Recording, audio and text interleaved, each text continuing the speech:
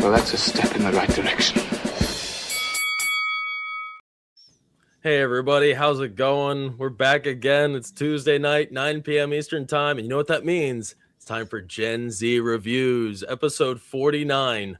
Man, we're getting close. It's almost 50. Next Tuesday is going to be a big day. Gonna hit the half century. Yep. Yeah, half a century. 50 years of great movies. Yeah. But, you know, we have the pleasure of being joined by our good friend Wilkie, as always. Good having you on, buddy. Thanks for having me back on, man. Yeah, and our new friend, Star Wars Closet. We were just talking in the background. I met him almost a year ago. We both met at I guess it was a Star Wars convention, wasn't it? Is that what you would call it? I don't know. They were leaning heavy on Ninja Turtles. I remember that, but it was pretty Star Wars centric. I do recall. But yeah, it was awesome. Yeah. I do remember that. No, it was cool, man. It was a good time. I had a great time talking to you, and I'm glad we finally got you on. I know we sort of tried something a while ago, but I'm glad we're here. Now we're talking about Spaceballs. We were going to talk about Godfather. This is very different than the Godfather, though. I'll say. Yeah. But yeah, so Closet here, he is our Star Wars extraordinaire, and you know, it's been a pleasure watching your channel grow, man. You're getting big. It's awesome. You're at like 25,000 subs now, right? Yeah. We nice.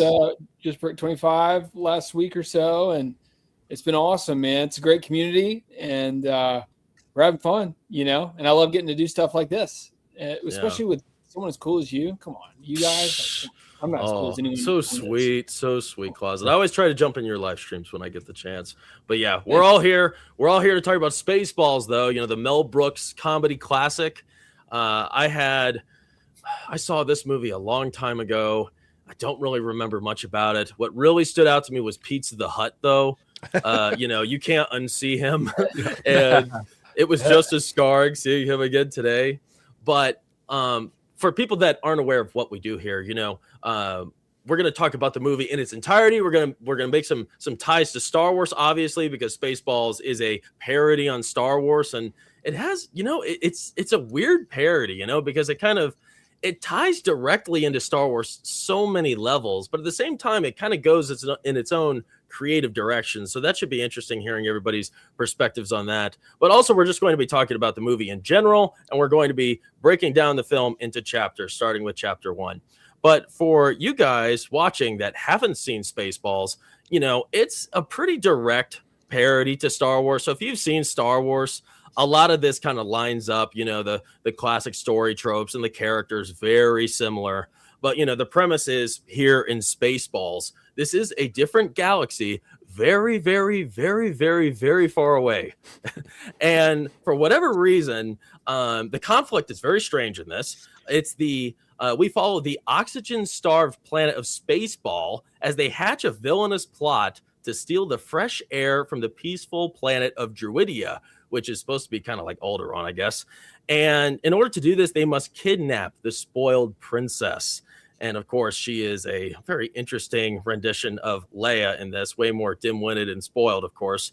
And, you know, the main hero we follow is Lone Starr, you know, Bill Pullman. He's sort of a blend of Han Solo and Luke Skywalker, and he is, you know, obviously the cocky space mercenary. And he's paired with his half-man, half-dog sidekick, Barf, played by John Candy, who, you know, when you think of like kind of the, gosh, this is going to sound bad, the relic comedians, John Candy's on that list, right? And, you know, to us Gen Z guys, he's a relic, Wilkie. I hate to say it. He's a relic, an antique, a man out of time. I'm a little bit older, so. Yeah, but, you know, Barf, he plays Barf in this, definitely a very, very strange character. He's, you know, supposed to be sort of the Chewbacca, the Chewbacca alike.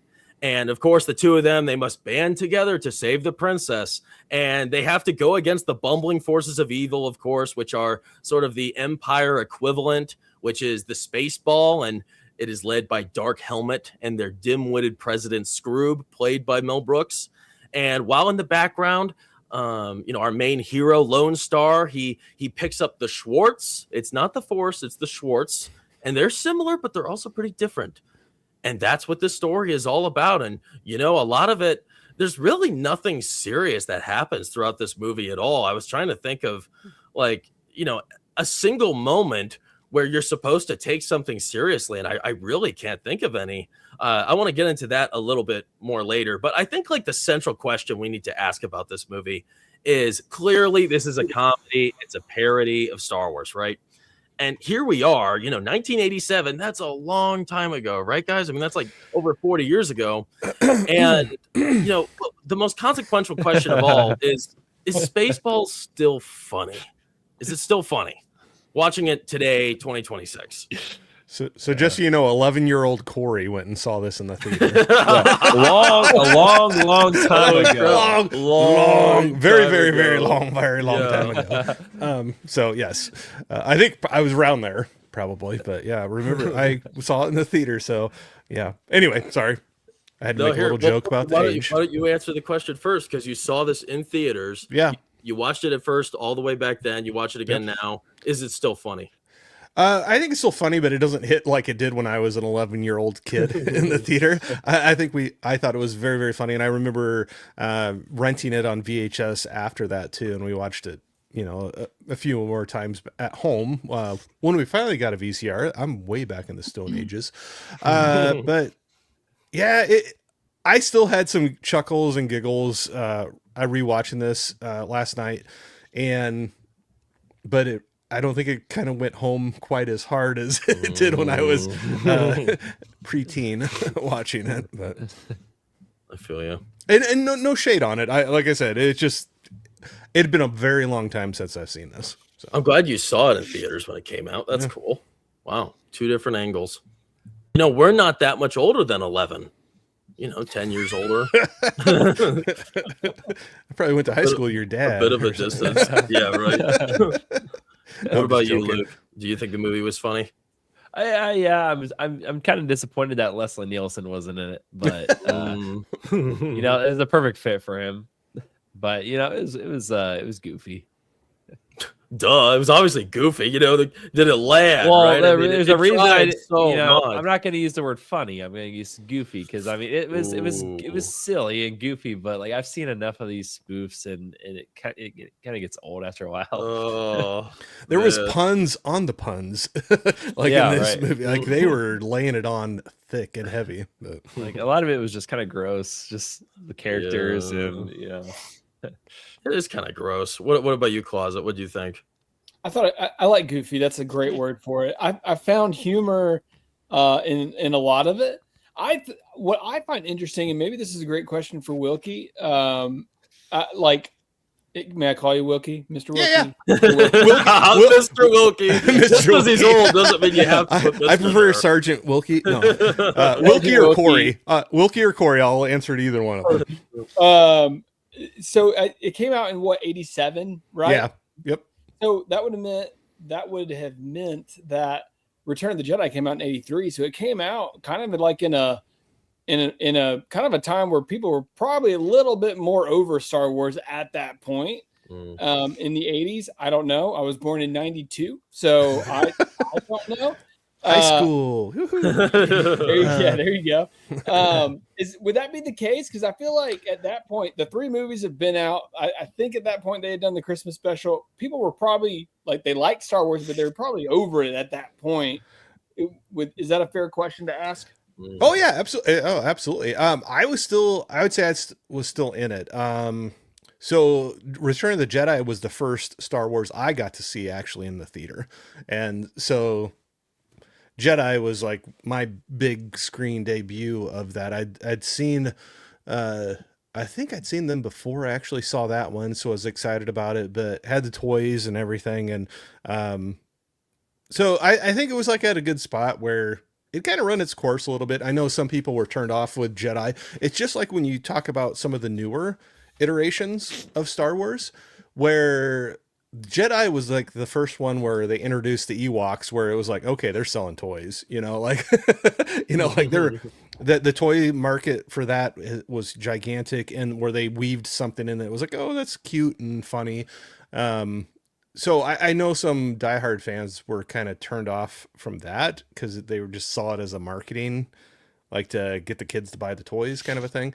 I was at the right age where I just ate it all up and loved it. And, so the original 3, I can go back and watch those any day, but I would agree with you. It was probably not, Jedi did hit pretty hard, but yeah, a few years after, it was probably trailing off a little bit.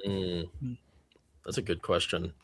I kind of wonder. I remember hearing about that, where Star Wars, obviously it was stale for a long time because, you know, there wasn't any movies up until 99 when episode 1 came out. But I heard that it was, what was it, the Heir to the Empire books that sort of like refueled the fire for Star Wars. You know about that closet?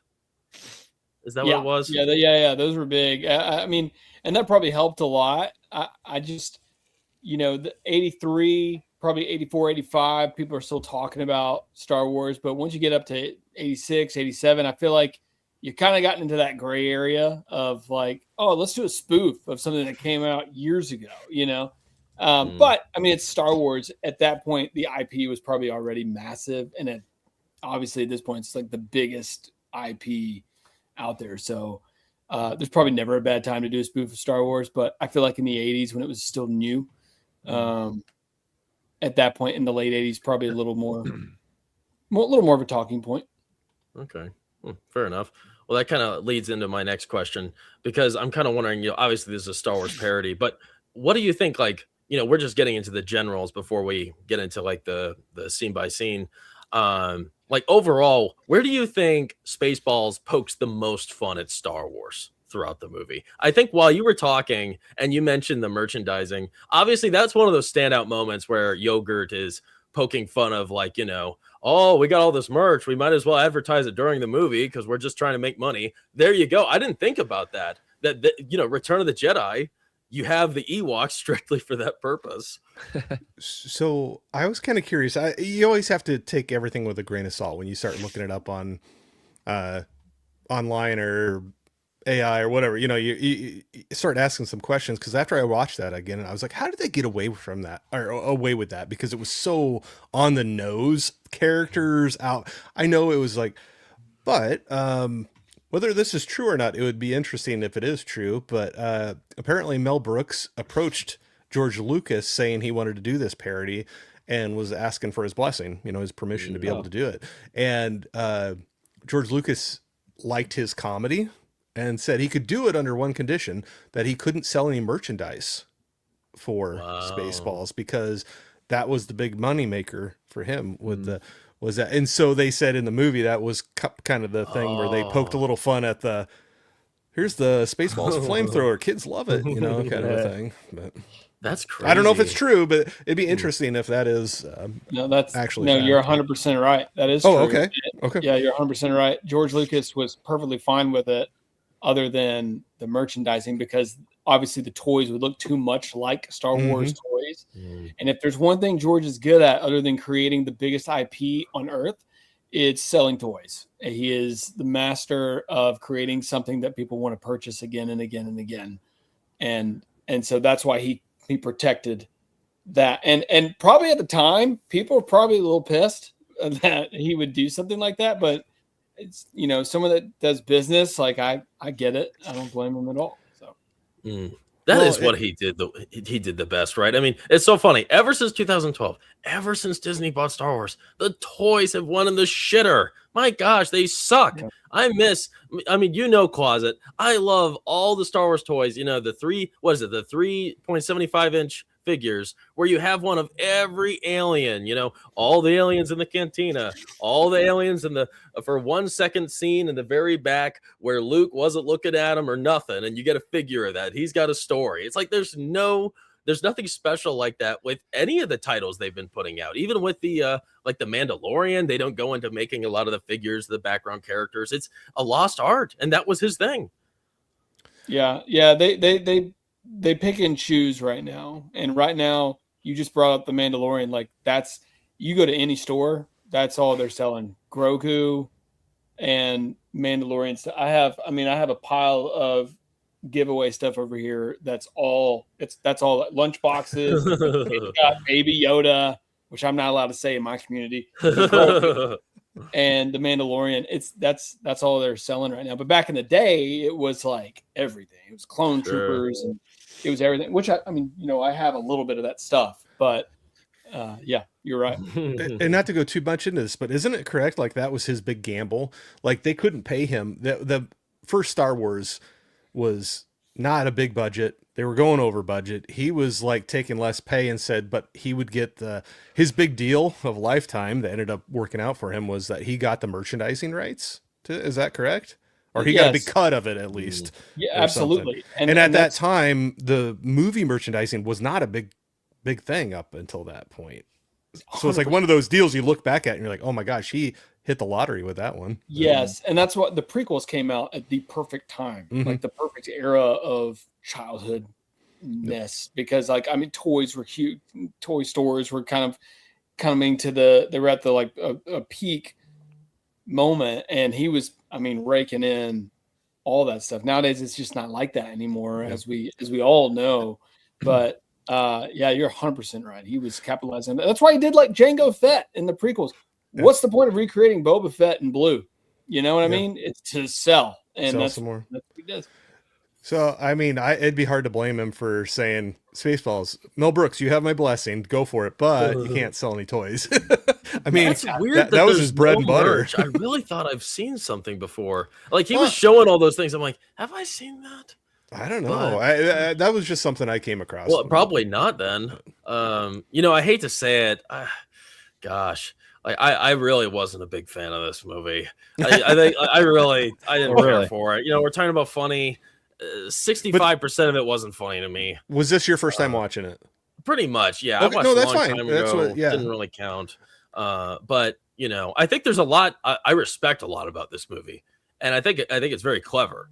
And I think this is actually my first Mel Brooks film. I'm curious now. I want to see Blazing Saddles. You know, of course, that's probably his number one, right? Blazing Saddles and Young Frankenstein. Young Frankenstein. I'm a big Gene Wilder fan, but yeah, I was a little disappointed by this one.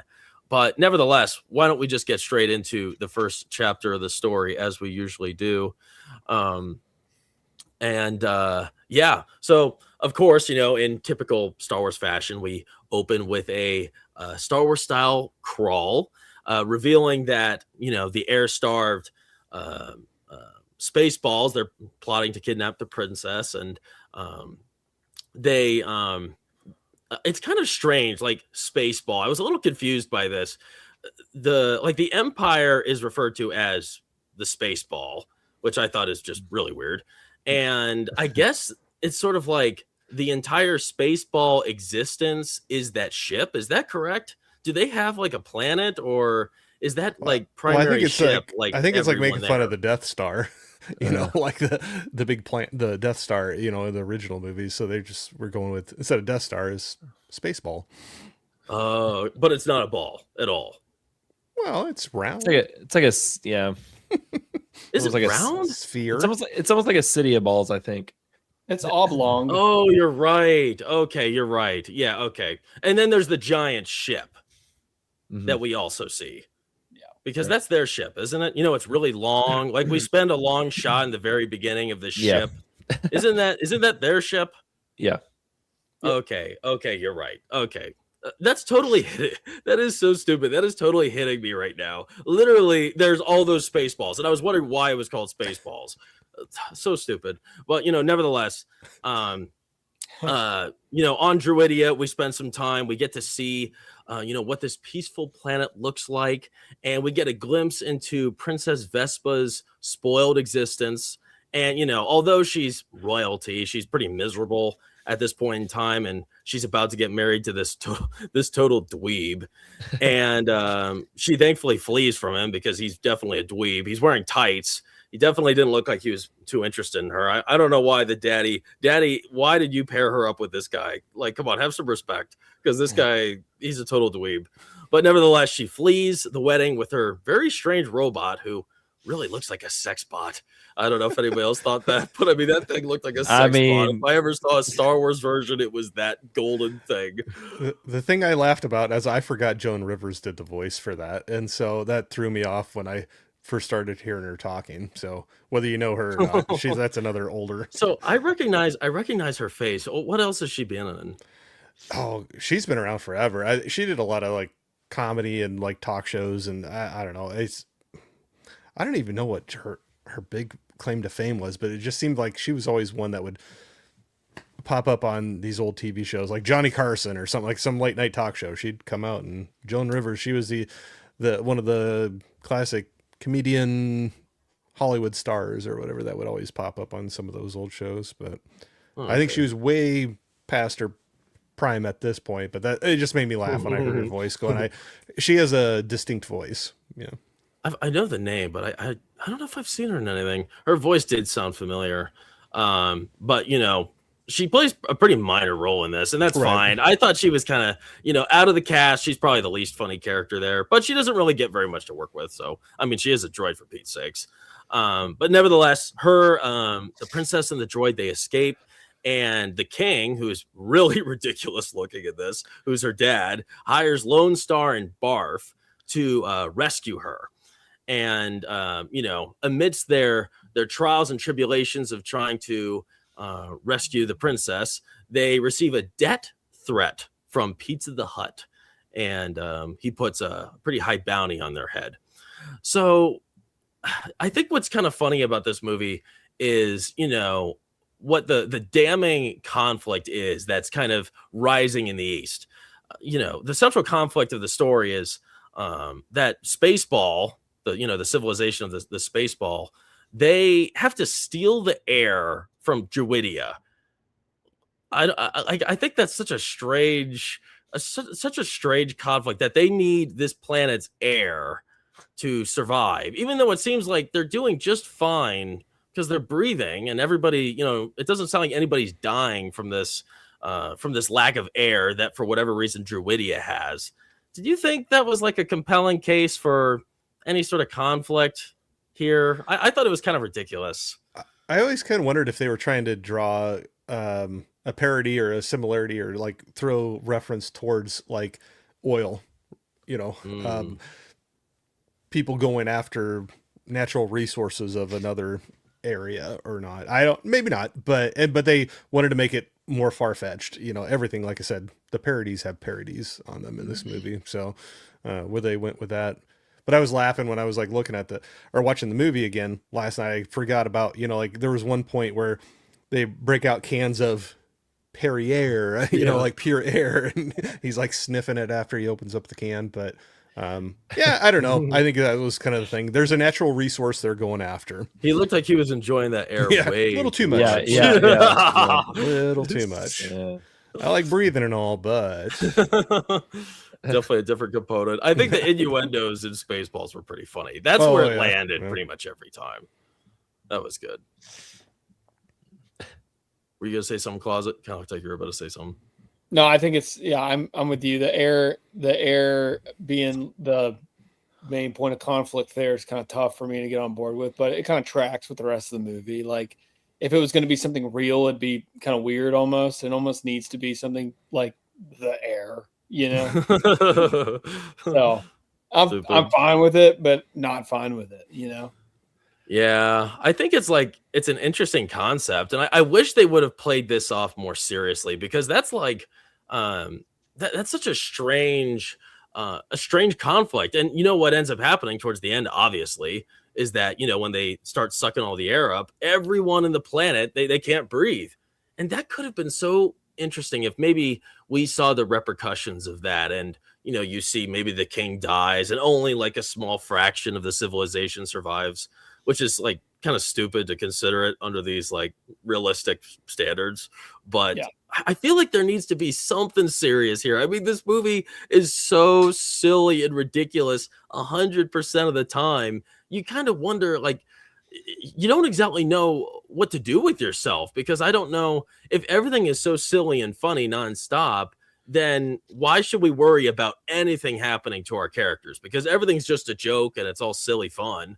You know, when the princess is captured, I don't think there's any reason to be worried for her safety, or to be, you know, worried that Dark Helmet isn't going to be doing weird stuff to her, because it's all silly and fun, right? And I think like that's where we could have, like, if we just had a little pinch of serious threat and danger here that was played through, bump this movie up for me. But I don't disagree with you, but I also see this as like a this is the kind of movie where guys get together and say, "Do you want to get a beer and get hammered and watch Spaceballs?" You know what I mean? Like, I want to watch something that makes me melt my brain, and that's like that's pretty much this whole movie. Like, as soon as you see Pizza the Hut, you're done. You know what I mean? Like, yeah, it's there's no conflict. and the droid dude eating off of the side of his face. Oh, yeah, it was funny. We were eating pizza Let's talk during that about scene, that. and it was yeah.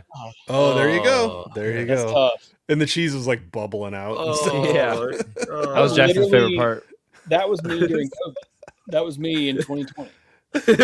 You look just like this. That was me. Wow, all day. you were lost. I was gone.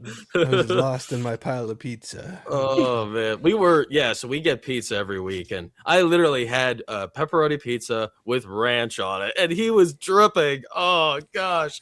And then even worse yet, you see the droid guy, and he starts eating the pizza off. That's way worse. That is so bad. Tough. Oh my gosh! That, you know what? This is one of those scarring moments in a movie that you just don't forget. And I like that. Like, that's part of the fun, right? I kind of wish we had more like totally obscure, disgusting moments like this in movies where it's not like heinous, but it's just gross. I got to look up and see who actually played that, because looking at that still shot, you can actually see the guy's face, like through that, like around his mouth and his eyes there. I got to look that up. That makes it worse. Yeah, for some reason. Like, even makes it more creepier. gross. I agree. Someone's I think it's in there. weird. Yeah, literally. You know what? Yeah, seeing the human eyes and like the flesh around them, that does add a different level of discomfort. That there's a real person in here. You know what? This was like Pizza the Hut. It's gonna sound so stupid. This was the best part of the whole movie for me. I loved this brief moment.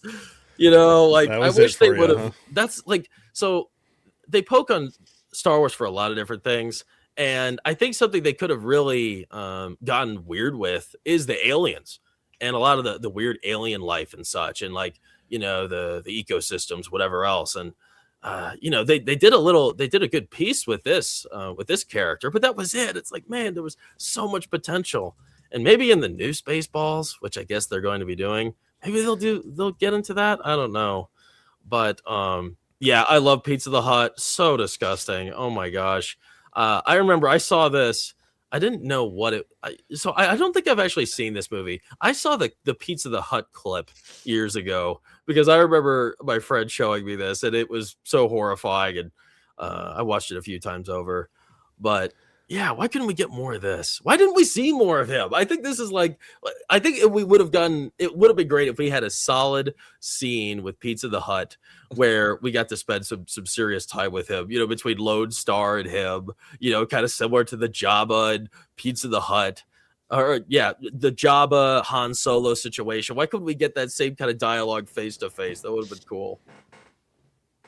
I don't think we were ready. Still aren't. Too soon. Still waiting to be ready. And I don't think we can handle it.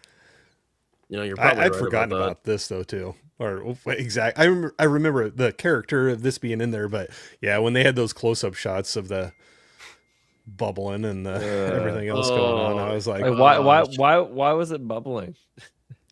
Yeah, like, what's why? going on? Piping hot pizza. Pizza. He's fresh out of the oven. Yep. I was thinking it would be fun to have a scene with him where maybe it'd be cool if they would have done this with like the second movie or towards the end, if they wanted to extend the movie, you know, add an extra hour and do this idea. But I think it'd be funny if he captured Lone Starr and he absorbed him, and the rest of the team had to save him and blow up Pizza the Hut to get him from the inside. I thought that would be fun, but you know, we didn't get that. We just need to find a way to get as much time with Pizza the Hut as we can. Maybe the second one you'll get some more of it. So yeah, they'll do that. You know how it works. They always they pull the strings of what was interesting a long time ago. We're gonna get Pizza the Hut again, and we're gonna get a Mel Brooks who is yogurt, and he's also like 100 years old in real life, so that'll be weird. But here, let's go to one more. I guess a more popular character is the princess here, of course. You know, in contrast to Star Wars, Princess Vespa, you know, she's portrayed as like an arrogant, spoiled brat who is really kind of straight up incompetent. And I'm kind of wondering, although she's supposed to be, pretty similar to Leia, they're quite different. Did you think that this parody version of Leia was like a complimentary addition to the team, or should have Brooks come up with a different kind of interpretation? Oh man, I can't say that. I haven't seen Star Wars. Wars. You don't know. Well, that's what's funny about Luke's situation. Luke has never seen Star Wars. Oh, yeah. Sorry, Closet. Sorry, Closet. Me neither. Yeah, okay. Yeah, I mean, as a Star Wars YouTuber, I would say, I think for what they're going for, sure, why not? Like, Leia was kind of like the no nonsense, like, push back, fight back kind of person. That's her whole character, really, just a more like louder version of that, more intense version of Leia, I would say. So, yeah, I don't have an issue with how she portrayed the spoof version of Leia. Maybe other people do, but I didn't have a problem with it. I think it's just a funny, more like, oh yeah, I remember how Leia like would just be mean to Han all the time. You know what I'm saying? It's kind of like, yeah, that's kind of what her whole shtick was. So yeah, I was fine with it. I feel like with Han, like he was kind of asking for it when it would come to him. She is just a douche in this, and I think it's kind of funny how is there really? Can you think of an example of a character who is a spoiled brat that you root for in anything? Does that ever work? No, it doesn't. And it's like in the beginning, of course, where she's like, making him carry all those bags, and she's just being ridiculous and pouty about everything. I don't think we were led to like her in those moments. But like for me, when I watch a movie and I need to, if I'm supposed to care about one of our heroes, one of our protagonists, you just gotta watch some of this stuff, and like little things like that, they just annoy me so much. And we get that side of her character for a long time, and it's rewarding when she changes and she kind of matures and kind of steps up to meet the challenges that she faces. You still got to deal with all that annoying crap at the beginning, and I feel like just the spoiled arrogant behavior just doesn't lend to a captivating hero, which is what she's kind of supposed to be. Yeah, and I think that's fair. I think she's definitely like, you don't see that in Leia. Leia doesn't want to be served. She wants to fight. She wants to take over. She wants to lead. More of the personality traits of like the no nonsense is kind of where I see those parallels, but not what you're saying is correct though. I agree with that. There is no like, yay, she's annoying. You know what I mean? Like there's none of that. She's definitely annoying. So yeah, I'm with you on that. Yeah, for sure.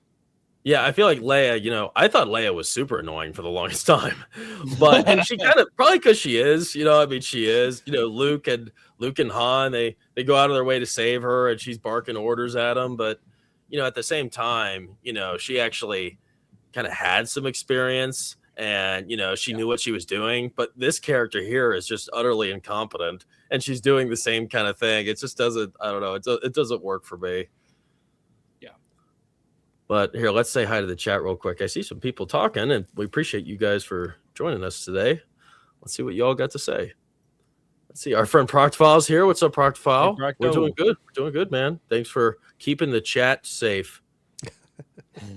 Oh, gosh. I'm over here losing my mind to the lesbian night game. One achievement away from 100%, and it's slowly killing me. Okay, never heard of that.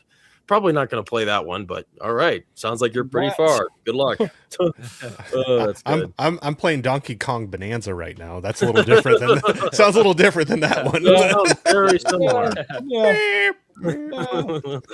Nice. Ooh, Superman _1001. May the Schwartz be with you. Oh, in question. I remember as kids we thought that was funny. The line that I see your Schwartz is as big as mine. You know, when they're like doing that. It was very much a lot of kid humor. The dick size comparisons are good. Yeah, they're hilarious. How can you not laugh about that? Come on. Oh, that's what that was. I didn't get it. Oh my gosh. You're above that. You're above that. I'm glad you brought that up. Do you think because this movie, a lot of the humor is so juvenile. Do you think it's like supposed to be geared towards like young children to make them laugh? I think it was the attempt of doing what some other kid movies did, where they had humor that kids would laugh at, but then throw in just a little bit, towing the line a little bit, where the grown-ups that are with them might get a chuckle out and be like, wow, I know what they're, and then look at their kids, be like, did they know what they were saying there? Kind of a thing. But those are the movies that you can get a lot of people out to. If you got a little humor that toes the line for the grown-ups, but the kids don't catch it and they're having fun with the other goofy humor. Yeah, I think that's fair. Yeah, like Shrek. Shrek has a lot of those moments. They don't really do that very much anymore, which I guess is fine. I don't know. It's not really a lost art. All of those old Nickelodeon and Disney shows, they all did weird stuff like that. Oh yeah, there's a lot in there. That's where the parents like glance at each other and be like, did the kids catch that one? Yeah, and young teens, they're like figuring it out, and they're like, oh, that's what that means. It's funny when you revisit like old movies that you saw as a kid, and you realize, oh, that's what it meant. Especially with The Office. The Office is full of those moments, and now I know that now. I know what you're talking about. It's funny. Here we go. Jane Dolette, 1771. Good evening, Nikki. Everyone. Oh, it's my good friend Nikki. Nikki. Good to see you, Nikki. Yep. Welcome. Hey, Nikki. Nice lion head. Very cool. Yes, Ian Morrison, our friend. Ian Morrison, movie nutcase, 5713. Comb the desert. That was so stupid. Oh my gosh. Dude, the giant comb. Come on, dude. You can't beat that. Yeah. And the two that had like just the pick.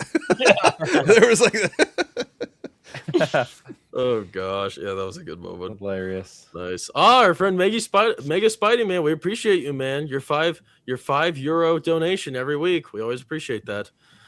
He says, "May the Schwartz be with you. I'm surprised I avoided watching this for so long. It was well worth a watch. Fave Brooks, Pullman, and Candy films, and why?" Oh, out of all those? Wow. That's a loaded question.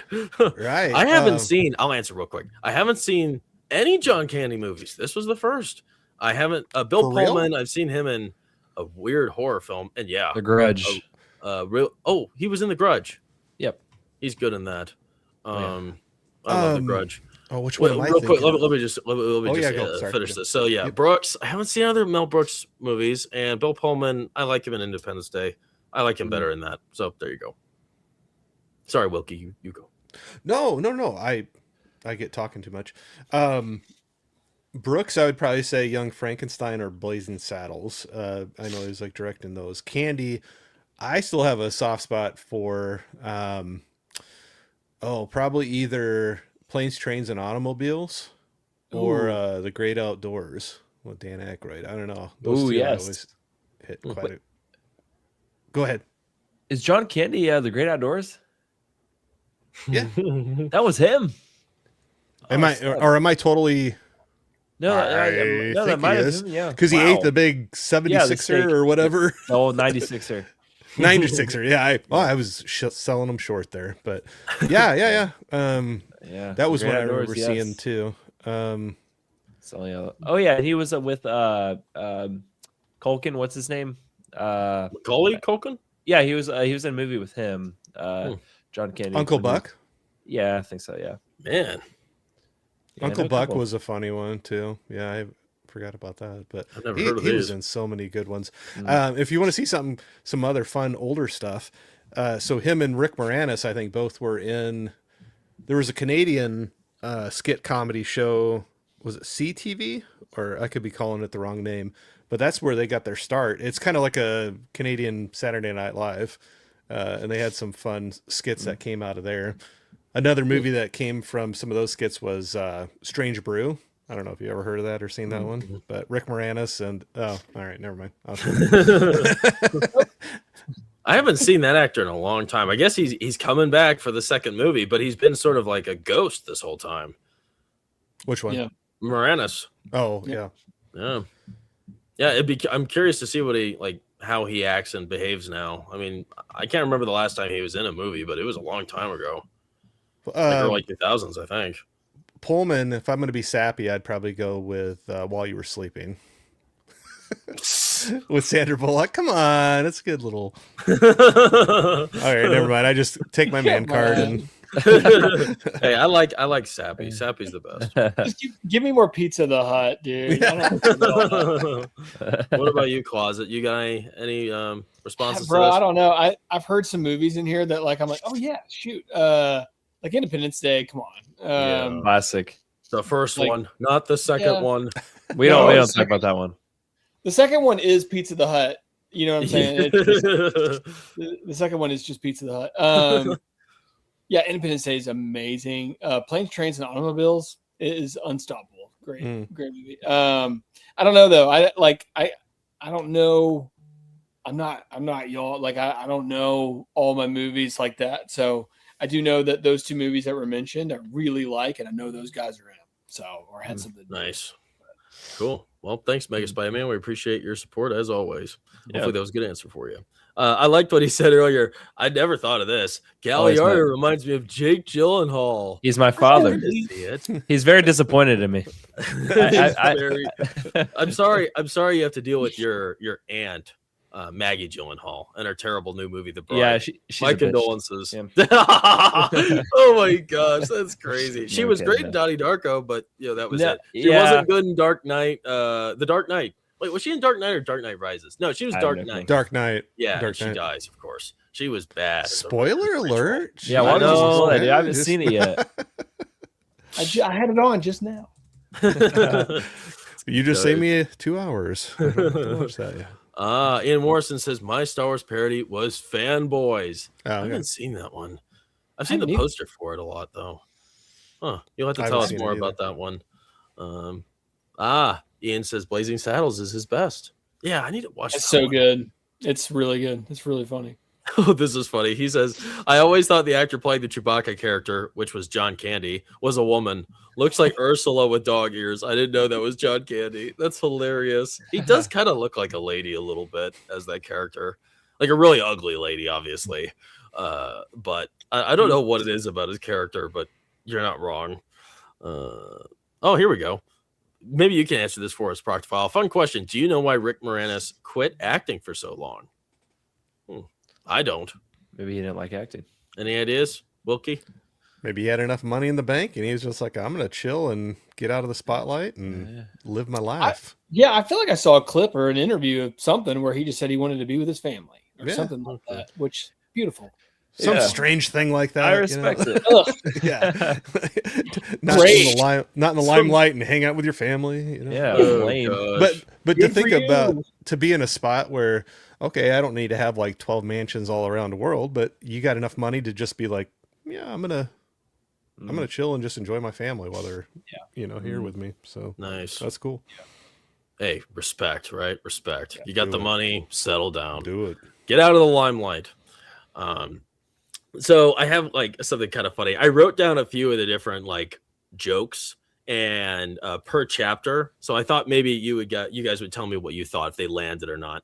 So there's a few key moments from this very first, introductory chapter. Of course, we have like the opening crawl parody where it's kind of poking fun at things. And that's, there's that. You have Dark Helmet's mask malfunction. Yeah, where it starts making a bunch of funny noises. And then you have the moment where there's the Mr. Coffee radar. And then you end with the We Break for Nobody bumper sticker scene. And then you also have the Pizza the Hut introduction. One of those did you think was funny? Did any of it land? Was some of it like, eh? I thought the breathing was hilarious because he walks in, like so much suspense going on, and he just starts making these ridiculous. Oh, that was good. Yeah. Well, yeah, it totally starts off with like a regular Darth Vader breathe, but then it starts getting more labored and like choking off a little bit, and finally just like throws it up with the mask up, and is like, man, it's so hard to breathe in this thing. That's 100. Yeah, I agree with that. That's yes, dude, peak moment in that movie for sure. And that's the guy from Honey, I Shrunk the Kids, right? Yes. Yep. Okay. Greatest I'd hope you'd recognize him. I mean, he looked exactly sorry. like he did in that movie. He doesn't look different at all. Just a different outfit. I thought the much like for so many, I think they say it's like The Godfather and then Honey, I Shrunk the Kids, like somewhere right there. Wow. Yeah, that's the list. Top That's three. That's a fun movie. I love it. I love that movie. Wait, can I pick something up really quick? Jackson, you said that we were going to do Godfather again earlier in the stream. Yeah, you said no. I was talking about how with Star Wars Closet, we were talking at one point about having him on for Godfather, but it didn't work out. Oh, I got you. No, okay, we're not talking about the Godfather again. We're not. I was afraid there was a fourth one. About. Okay. Oh no, that's it. I wish if it was good, that sounds great, but no. Who knows?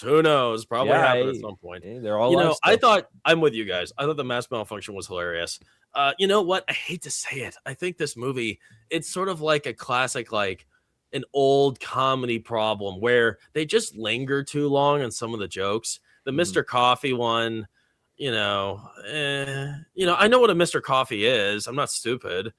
That was like just one of those moments where it's like they tell the joke, you sit there for a minute, and then they explain it a little bit, and then you sit there a minute, and then it's over and you move on. It's like, oh, please.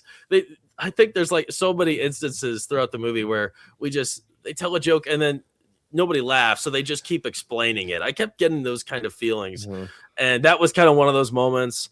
I think like sometimes we get to like the dad joke kind of humor, and there's nothing wrong with it, but I think there's a time and a place for it.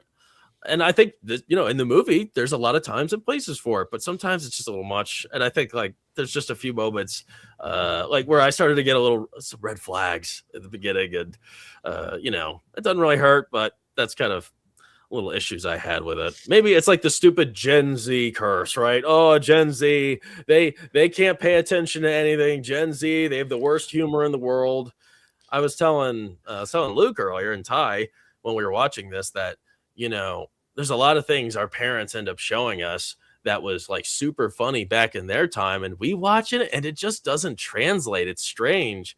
And, the same thing probably happened to them when they were young and they heard a joke or something that didn't land. But like Gen Z and younger audiences, we just have like a totally different taste. It's so weird. There's only a few things I think that still stick, like inappropriate jokes are always funny.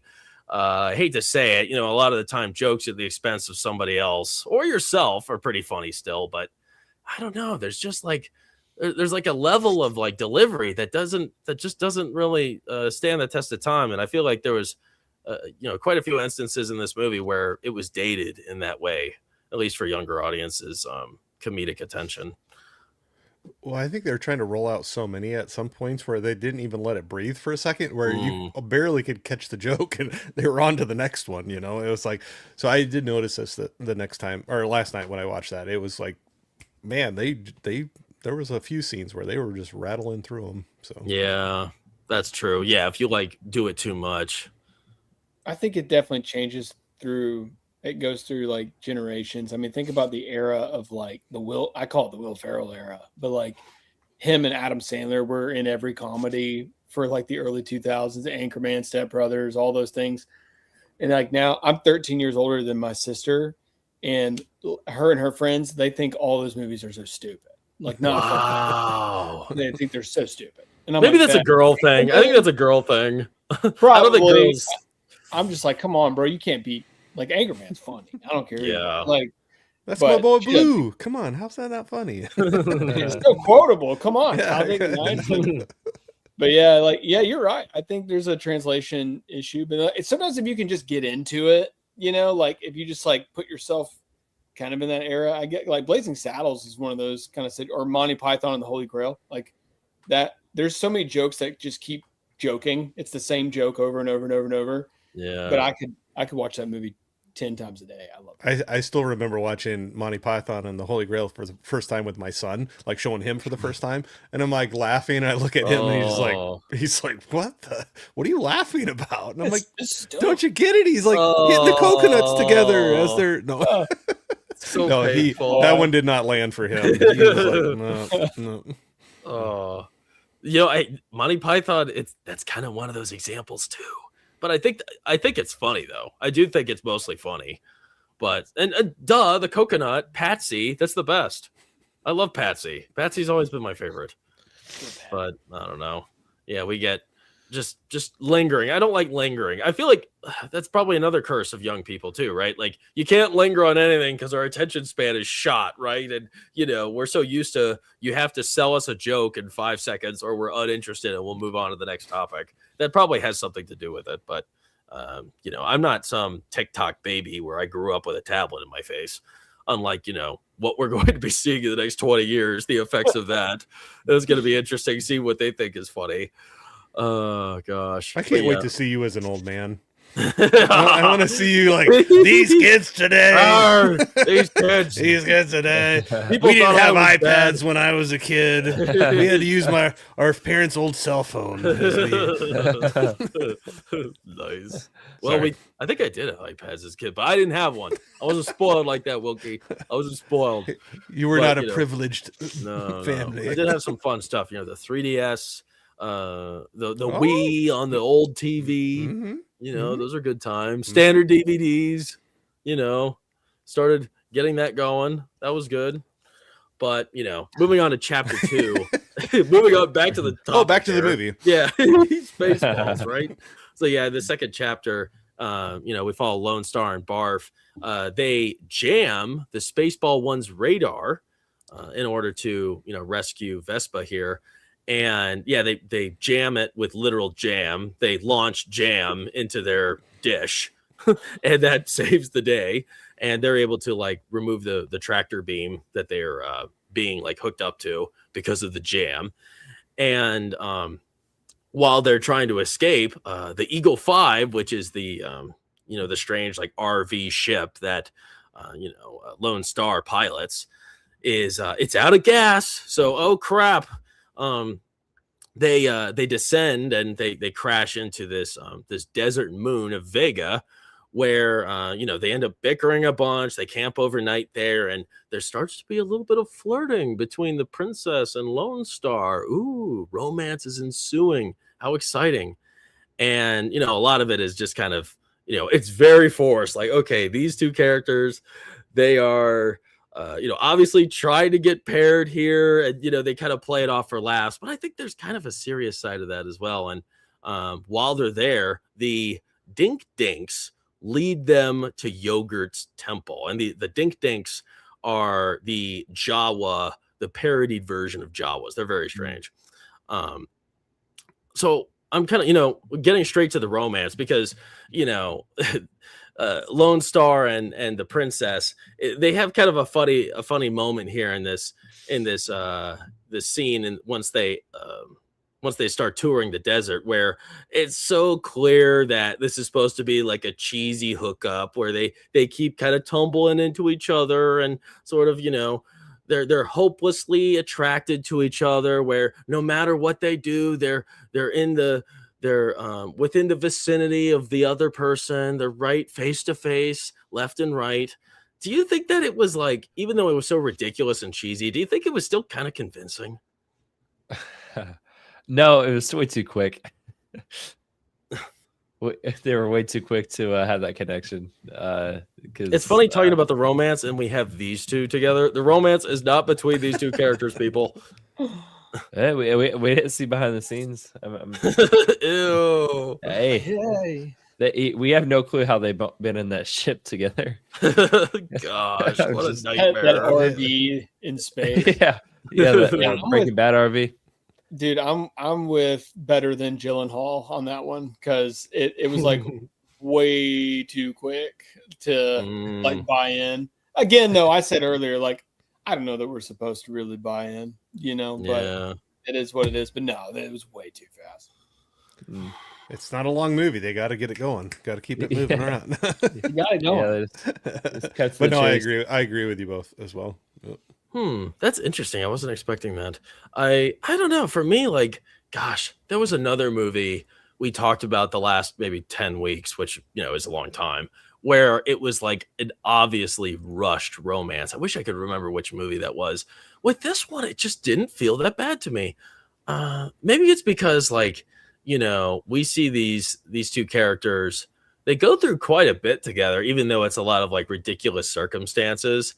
And, by the end of the movie, there's a real serious payoff because, this whole time he's went out of his way to save her and to, give her a comfortable experience traveling through this dangerous situation. And by the end of it, he chooses a selfless act of not taking payment for the whole ordeal. So I feel like it was a little earned. I thought it was kind of earned when we get towards the end of the movie. And I think it's like maybe it comes down to sort of my love for rom-coms, because I do love a good rom-com every once in a while.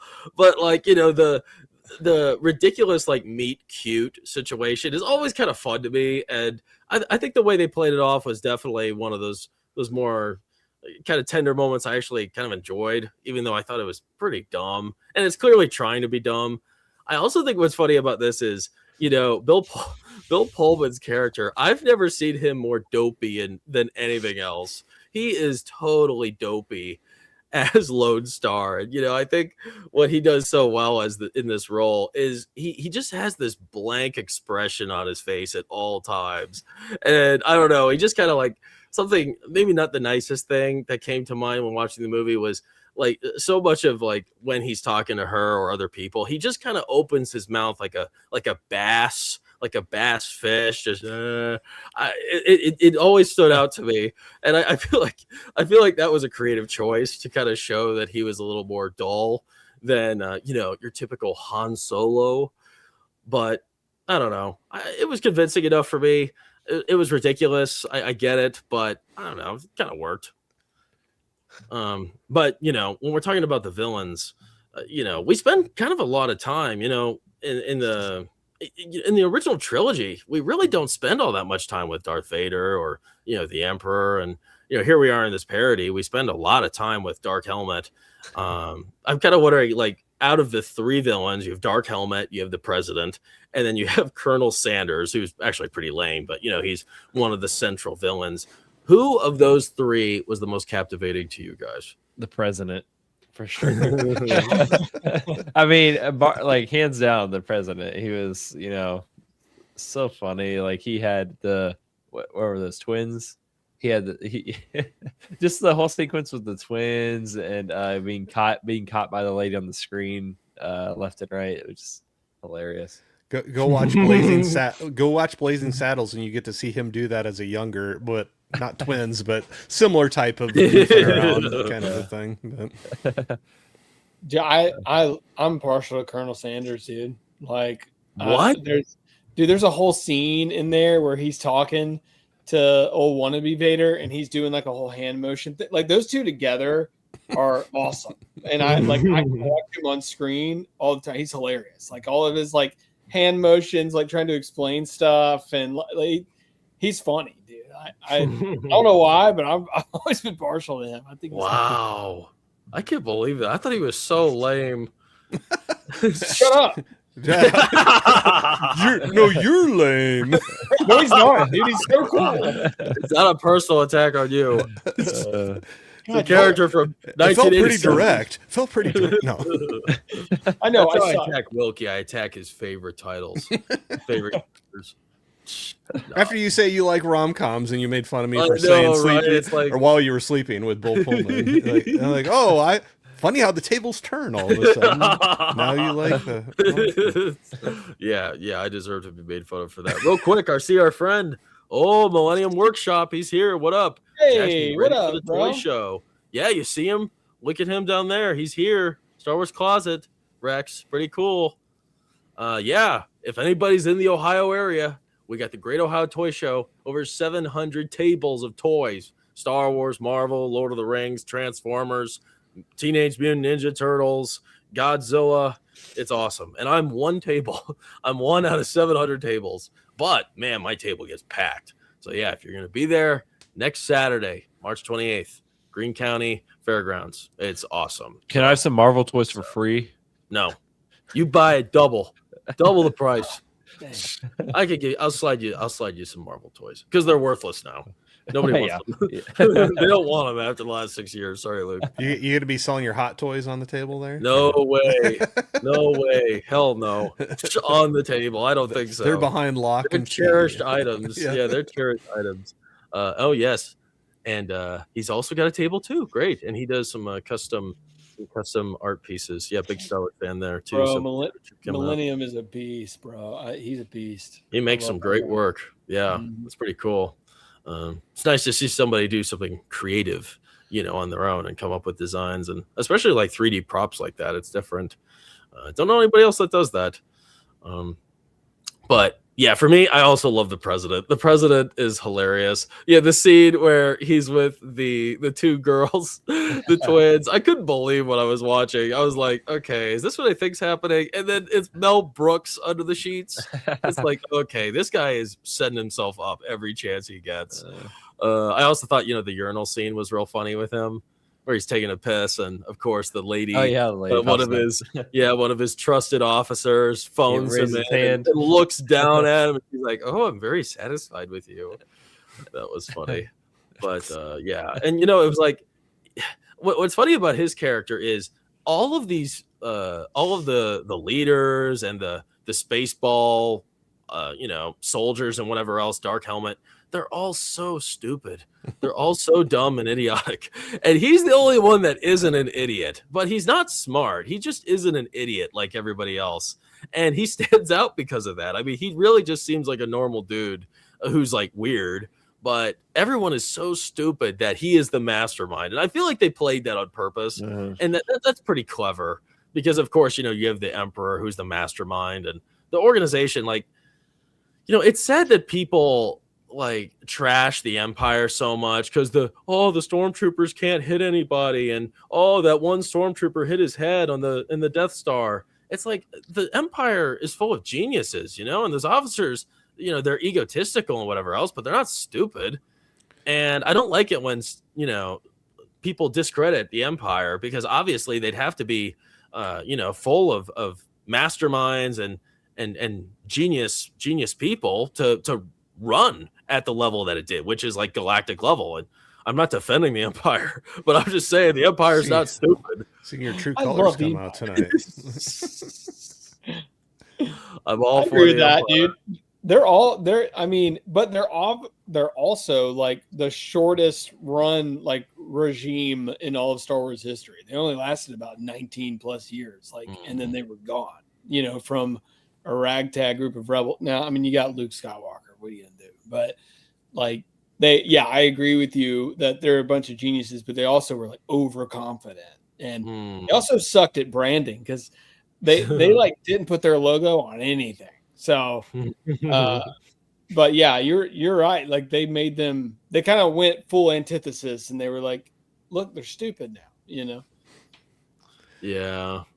I mean, obviously, like the parody version is going to do that, but you make a good point about that. I mean, if you think of like the overall, though, I mean, even during the Old Republic times, it's not like the Sith ruled everything. I mean, it was a pretty even split, wasn't it? Jedi, Sith.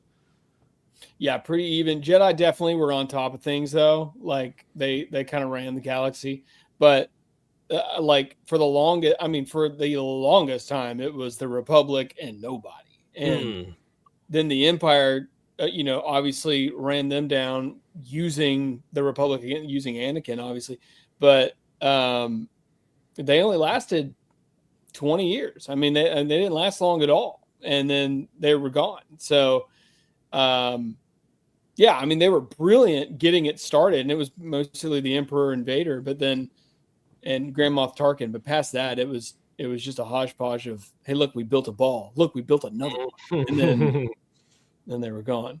Yeah. Yeah, the Death Stars didn't work out too well for them.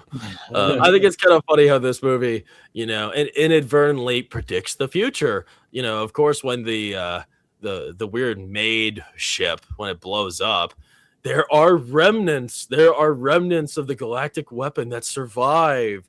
Ooh, and thus sparking a sequel, just like what we're getting now. Somehow, the remnants of the Death Star survived, and we had the sequel trilogy, and the Emperor survived. It's like, okay, come on, people. Like, that's a weird prediction, and it worked. And it's so stupid, of course, like this massive space station, somehow it survives that the self-destruct protocol, and giant chunks of it survive the explosion. It's like, I don't think so. And here we go in Star Wars. We got the same kind of crap. Not genius, not smart, but we're stuck with it. You know, if we're talking about like some of the jokes in this section, because I want to talk about the ones in the different like chapter by chapter. So a few of the ones we had here that were like the key ones. You had the assholes joke, where a bunch of people, like part of the crew of the Spaceball crew, were asshole, like that was their name. You also had the jam radar sequence. You had the ludicrous speed situation where they it's beyond hyperspeed, it's ludicrous speed. And you have Dark Helmet being launched into the control console, which I thought was hilarious. Hitting the emergency brake. And then you also had like the princess's luggage sequence, which was supposed to be funny, but I found more irritating. How did you feel about any of those? Were they funny? Did some not land? What was your guys' thoughts? I thought the scene when they played back the Spaceballs movie, and they rewinded it to the part like you said, like after he like smashed his head into the wall. When they played back to the movie and played it to that scene. Oh yeah. Darko was like, wait, no, let's keep going. Let's fast forward. That was good. We're not there yet though, Luke. Oh, we're not. Oh, I thought we were talking about the one of those little jokes. Oh yeah, well that's later though. Because that's the VHS scene, but it doesn't matter. Oh. Anybody else? Quickly. Nope. All right. All right. Sounds good. All right. We'll move on. Move on to the next chapter. All right. Now we're going to be introduced to our friend Yogurt, of course, because the Jawa parodied characters, they lead our team to Yogurt, who is Mel Brooks, obviously. I think like Mel Brooks. This is how I know Mel Brooks. This is how I know what he looks like, is because of Yogurt. And I've seen this picture, a million times. And he is so ugly. This is such an ugly character. And he is so ugly. He's so ugly in the movie too. And like, I'm not saying this because he looks ugly, but he kind of looks like Ben Kingsley a little bit. Do you kind of see it? Is it just me? You don't see it? I see it. I see Ben Kingsley a little bit, but yeah, not because he's ugly, just because that's what this image looks like. I don't know. But, of course, Yogurt is obviously a parody on Yoda. And this is a very, weird situation because, Yogurt is not like isolated. He's not a hermit. He's, on this desert planet, which is totally out of place, considering, the original trilogy. Yoda was not on a desert planet. He was in Dagobah, of course, a swamp planet. But, nevertheless, Yogurt trains Lone Starr in the ways of the Schwartz using a ring, which is also a strange, change in process for this movie. And this is where we had like the sequence where he demonstrates the massive merchandising potential. And he kind of hints that, Lone Starr has something big in his future that he cannot yet reveal, which is a pretty interesting tidbit that we learn about later in the film. Meanwhile, in the background, this is when we get the funny sequence where Helmet uses the VHS tape of Spaceballs to locate where the princess is. He goes into his VHS tape stash and he sees a tape of Spaceballs, which is the movie that he's in that we're watching. And he puts the tape in and they fast forward and you get to watch the movie you are watching now on their TV leading up to the sequences of them watching the movie. And then they get to a point where they're just mirroring what the movie's showing. They're looking back and forth. I thought that was genius. Like, that was genius. I've never seen anything like that in any other movie trying to be, satirical. So that was a genius moment. And because of that, they were able to find evidence that the princess was located on this weird desert planet. So they send out their squads to comb the desert, and eventually they find them.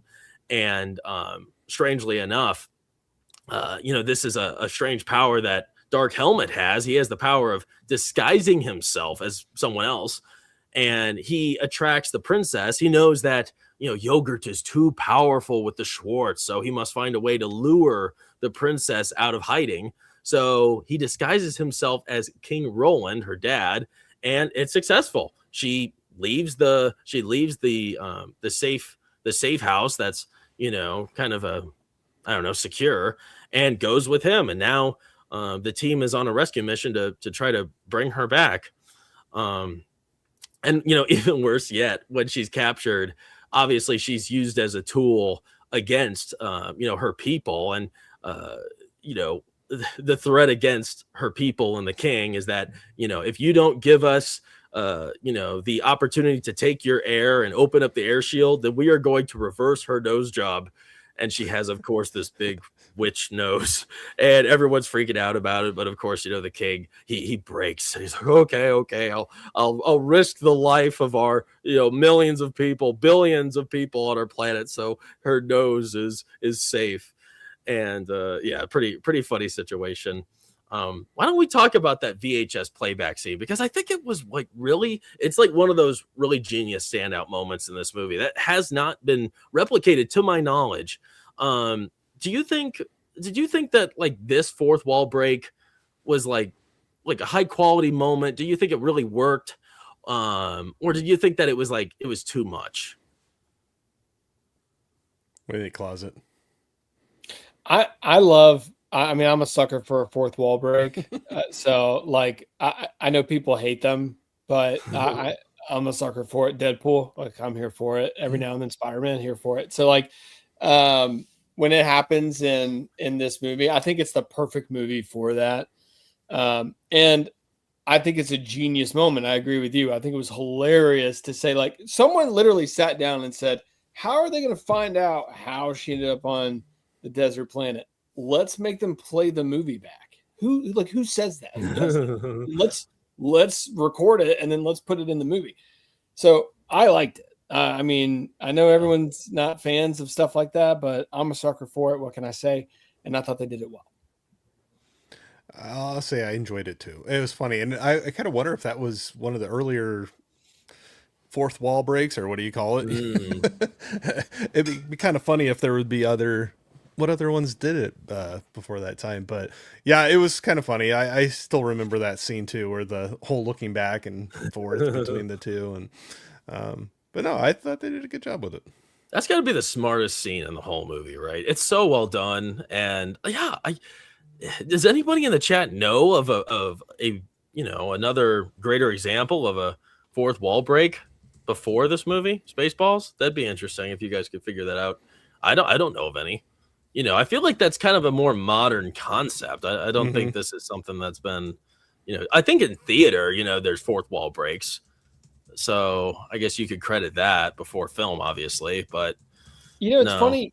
You mentioned theater. Like, I've always thought this kind of movie, especially just Spaceballs in general, this is like a theater movie. This is like something you go and see, not just in like a movie theater. I'm talking about, you know what I'm saying, like a play. Like, I could see this playing out and being hilarious.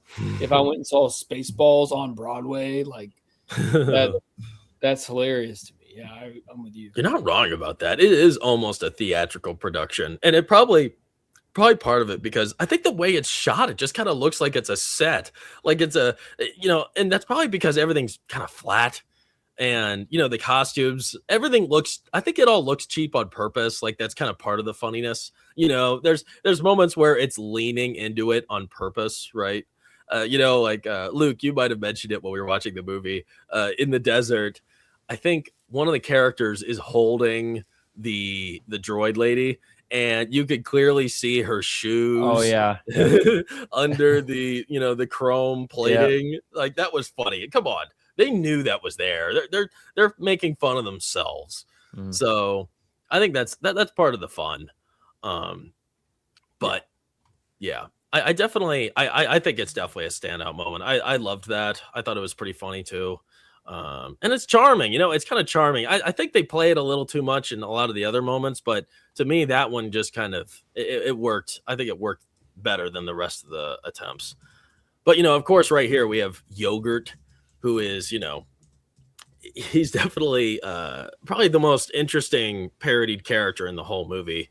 You know, like I said, he's very different than Yoda. I mean, they're kind of similar. They're really just ugly, weird, small, wise characters. You know, that's about all they share here. What if anything does, what intrigues you about Yogurt's character? Do you think he's intriguing, or do you think he kind of gets lost in the ridiculous the ridiculousness of this movie? I feel like his character, his scene went by very quickly. Yeah, I thought he was gonna be in the movie a lot more than he was. He believe it or not, like after seeing like the poster for this movie, I thought he was gonna be one of the main characters. I thought so too. I was a little disappointed. I agree with that. I 100% agree with that. I think he definitely makes the best of that moment. Because I mean, he's really memorable. Obviously, I mean, he's a golden, uglier, dumber Yoda. So like, you're gonna remember him, and then obviously him selling his flamethrower. Like, you're gonna remember that too. So I think for the limited amount of time, I agree. He's not in there long enough, and I didn't really think about the fact he's not in there that long. You're right. Like, it's kind of quick, but that time he's in there, it's he makes the best of it, I think. Yeah.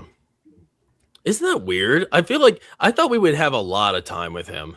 I mean, we had more time with Yoda than we did this guy. And I mean, obviously that's a serious character, but he's kind of the face of Spaceballs.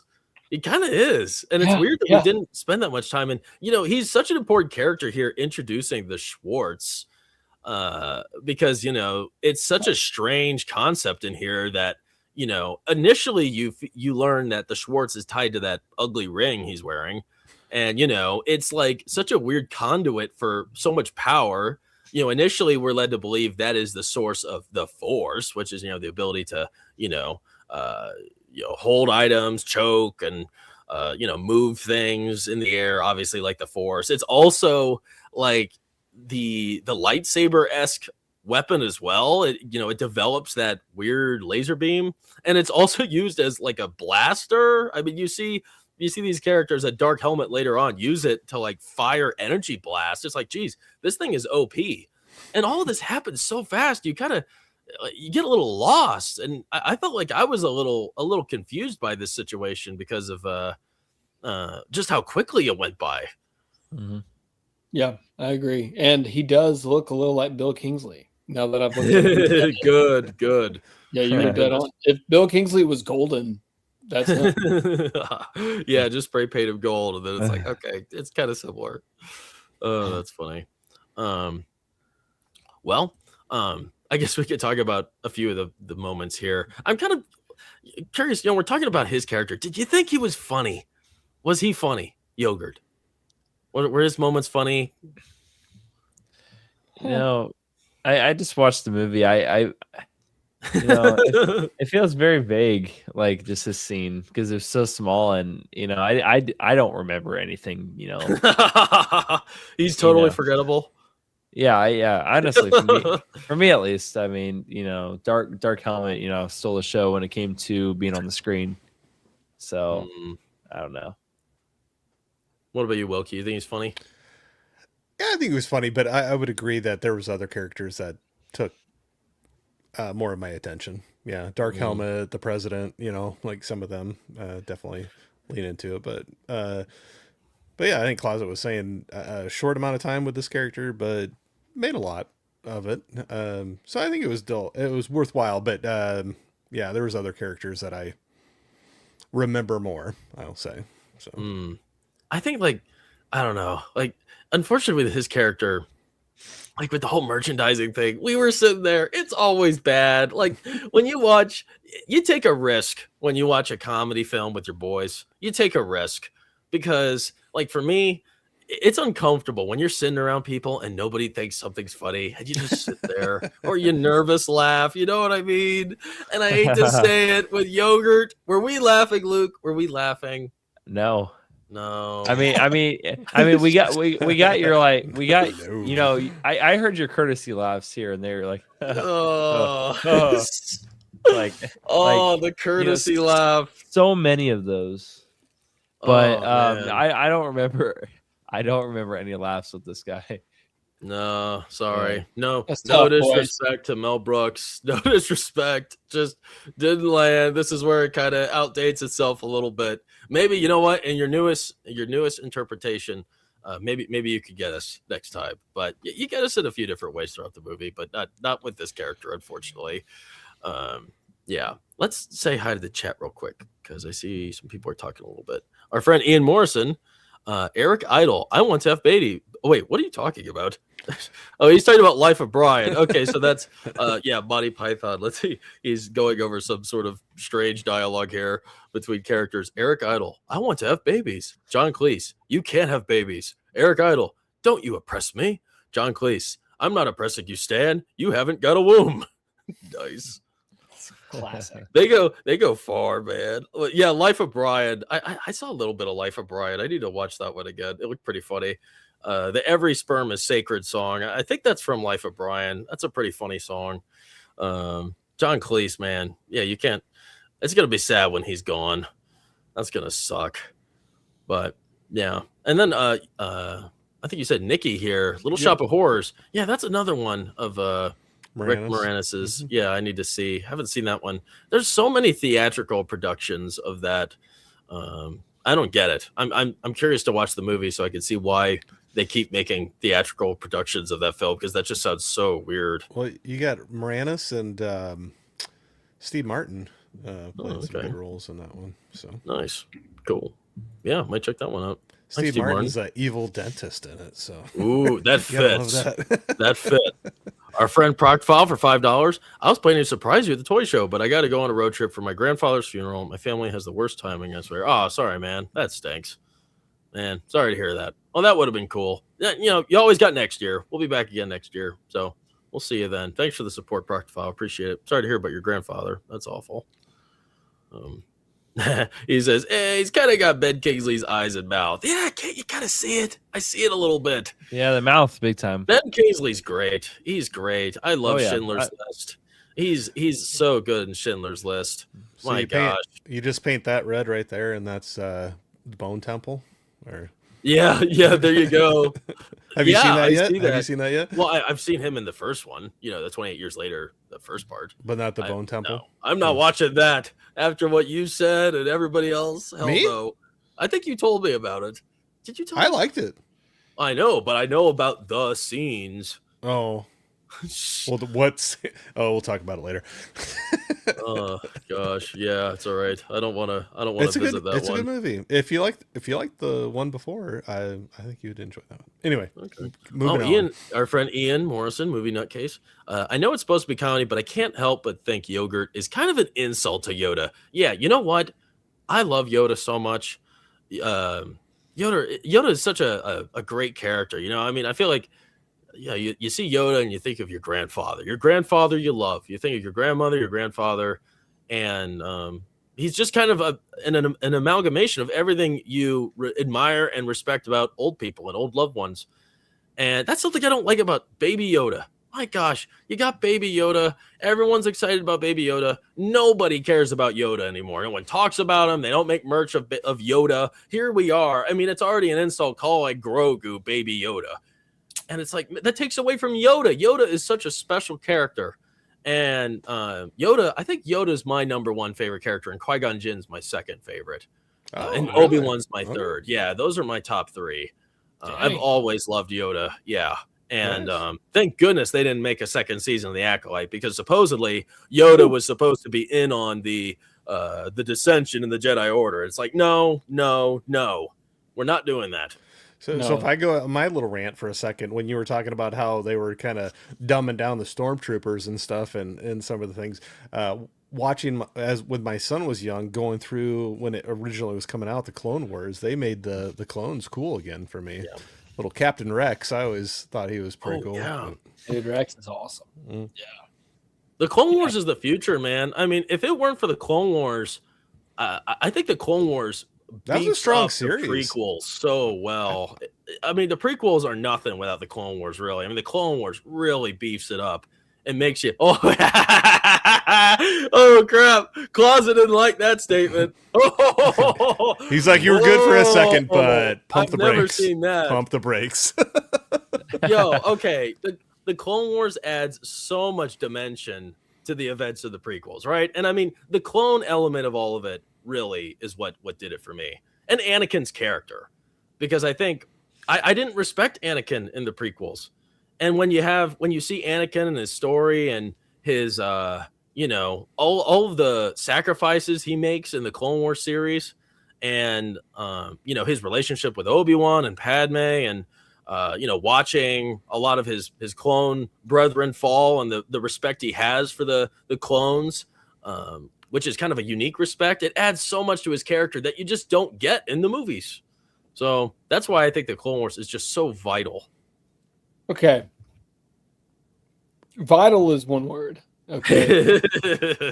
It definitely adds a depth. I don't know that was needed is a strong word even. I would say it's a bonus depth that I didn't need on the clones. I didn't care about Cody and Rex's life, But now that I have it, I like it, I didn't care about, I do remember when the Clone Wars came out and all of a sudden Anakin had a Padawan.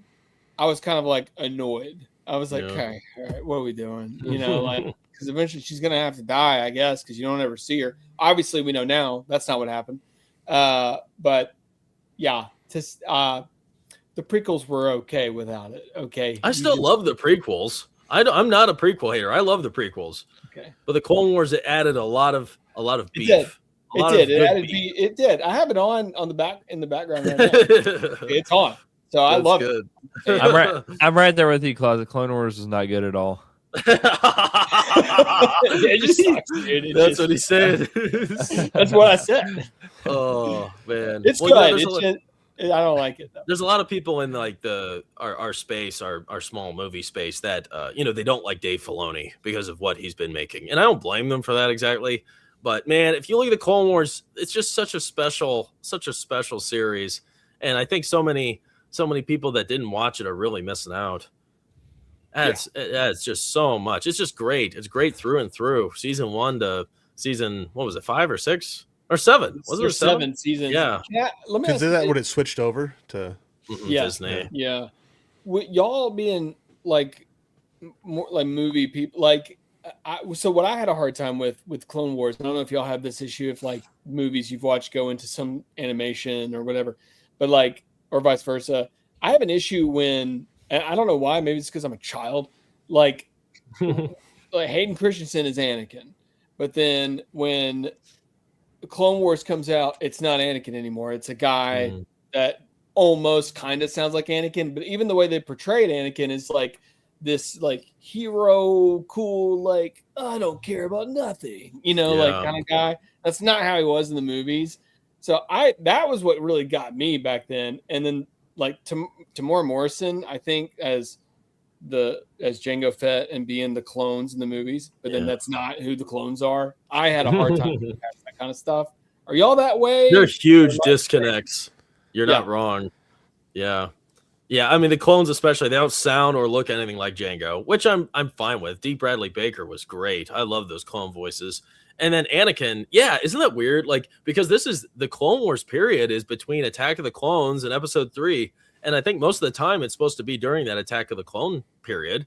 And he's really brutish and very immature. And in the Clone Wars, he's not that way at all. He's very mature and broad and strong and very leadership heavy and respectable. It's where are we in this timeline?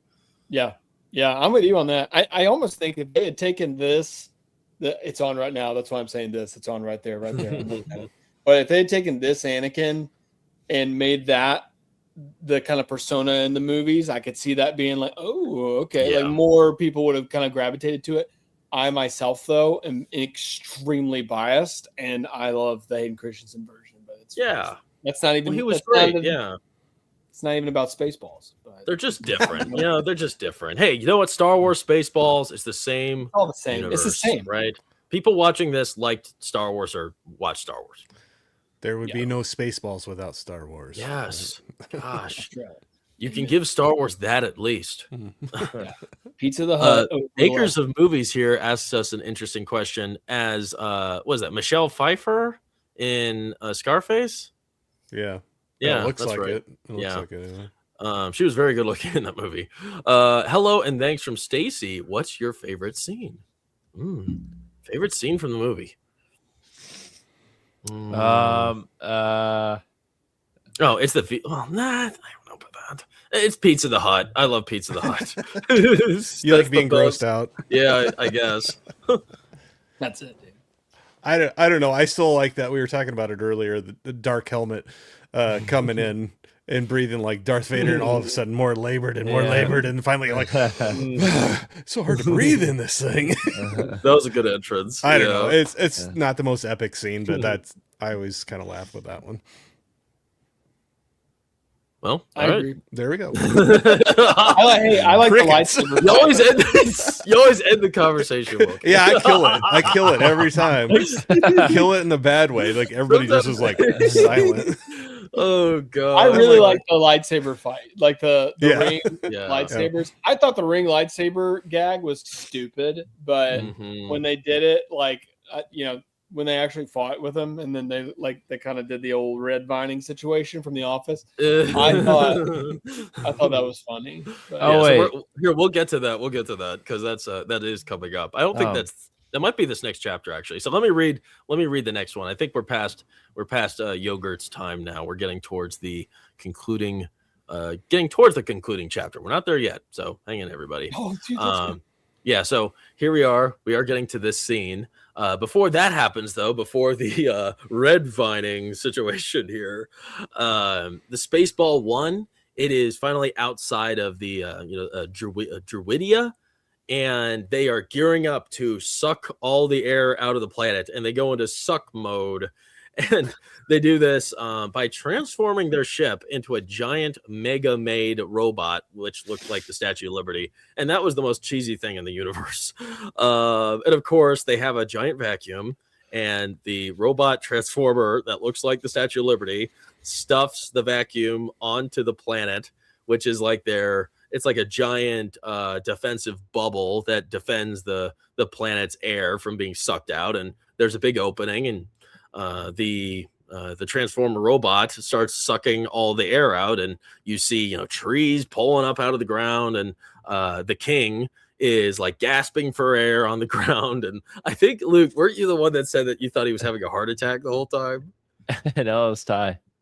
Oh, that was Ty. I thought that was funny. Like, no, he can't breathe. Like they're taking all the air, but yeah, no heart attack here. And there's like no hope now, right? Oh, there's no air. There's nothing you can do. The crappy little ship, the RV ship that Lone Starr is piloting, it can't do anything against that giant, space station, right? But no, the Lone Starr, he has the power of the Schwartz, and he uses this power to reverse the process, and he turns the on switch into reverse mode, where it starts pushing all the air back into the planet. And hunky dory, everybody's happy, and he ends up infiltrating the ship. They fly up to the ear canal, which is another very cheesy moment. They go in the ear, and Lone Starr he escapes. He gets out of the ship, and he goes down a ladder. All very practical in space. He doesn't need a spacesuit or anything. He just raw dogs it and goes outside of the ship without any sort of air protection or anything. And that's where he finds Dark Helmet is waiting for him right outside of this very important button. For whatever reason, there is a self-destruct button. It's that simple. You press the button and the whole space station will self-destruct. And he goes into this strange duel, right? The duel of the fates, where the two battle each other with their Schwartz rings. And they have a very, very strange moment here. We'll talk about it soon. And Dark Helmet plummets into the glass protected self-destruct button and accidentally presses it, and the ship is ready to destruct. Our friend Lone Starr, he escapes scot-free, uninjured, and Dark Helmet, the president, and what's his face, the guy you like, Colonel Sanders. I almost said Colonel KFC, Mustard. man. Yeah, I know. I keep thinking Colonel Mustard. It's like, no, not Colonel Mustard. They barely escape. They escape through the head. And that leads us into the next chapter, which we are going to get into later. I thought that this was like something I like about the movie is I think the whole idea of like taking the air out of a planet is such an interesting like threat. I don't think we've seen anything like that. Can you think of another movie where that has been the threat, that, you know, the planet is running out of air, or somehow oxygen is taken away and many people suffer because of that. Have we seen anything like that before? Yeah, I'm thinking. I almost think there is, but now I'm blanking on what. Oh shoot! What? I can't think of anything. I think it's so cool. Like, that's such a good threat, like, to use in like a serious capacity. The Lorax. I think what I'm thinking of, it's different than this, but I think what's coming to my mind is Schwarzenegger's Total Recall, when they go out onto Mars and their masks break and they start going into those convulsions of not being able to breathe, and then the oxygen all comes in. I think that's what I was thinking of. But okay. Anyway. But that's not, is that on Earth? Or was this on Earth? No, the total. I haven't just seen joking. You got him. Boom. Wait. So is it like they were entering like another planet that didn't have air? Yeah. Oh, okay. All right. Yeah, but it wasn't like taken away. But it was going to be available, and it does come out. Have you never seen Total Recall? No. I just spoiled it for you. You ruined it. Oh my gosh. You got to watch. You've never seen Total Recall Schwarzenegger's. Oh, man, sorry. You got to watch that. Put that on. I'm more interested in Eraser. Oh, it's fun. That's so fun. I see Eraser, a DVD copy of Eraser at every flea market I go to. Maybe that should tell you something. Ooh, actually, that's usually a red flag, because that means nobody wants them. Or they all upgraded their versions to Blu-ray or 4K. True. Yeah. Anyway, sorry. Yeah. Is that a protective force around the planet technically the ozone layer then? You know, because that's what keeps the air oxygen on Earth, right? Yeah. Interesting. So I mean that's but this is like guarded or whatever. There's like a force field outside of that. There's a force field, or else they would just there's like a big door they have to open to go. Oh, that's right. I thought that was ozone there. Well, but it's like that, yeah. Sure, that's probably like under that, you know, like this is like a protective outer layer. Well, since we have the picture here, you know, obviously this is one of the more memorable moments of the movie is the Schwartz slinging battle between Lone Starr and Dark Helmet. What do you guys think of this sequence? Fantastic. I mean, it reminds me of when Toby explains this kind of stuff in episode 3 or episode 1 of season 3 of The Office to Dwight. But yeah, I thought it was hilarious. I just can't. My thing is the rings. I just always thought that I've never understood it, like the whole ring lightsaber thing. But and the fact that Dark Helmet has a green lightsaber is kind of wild in my community. So yeah, but I thought it was hilarious. This is my favorite. The red fighting. Yeah, there it is in pictured format. Oh, that's funny. Just makes me think of Ghostbusters. Don't cross the streams, you know. Nice.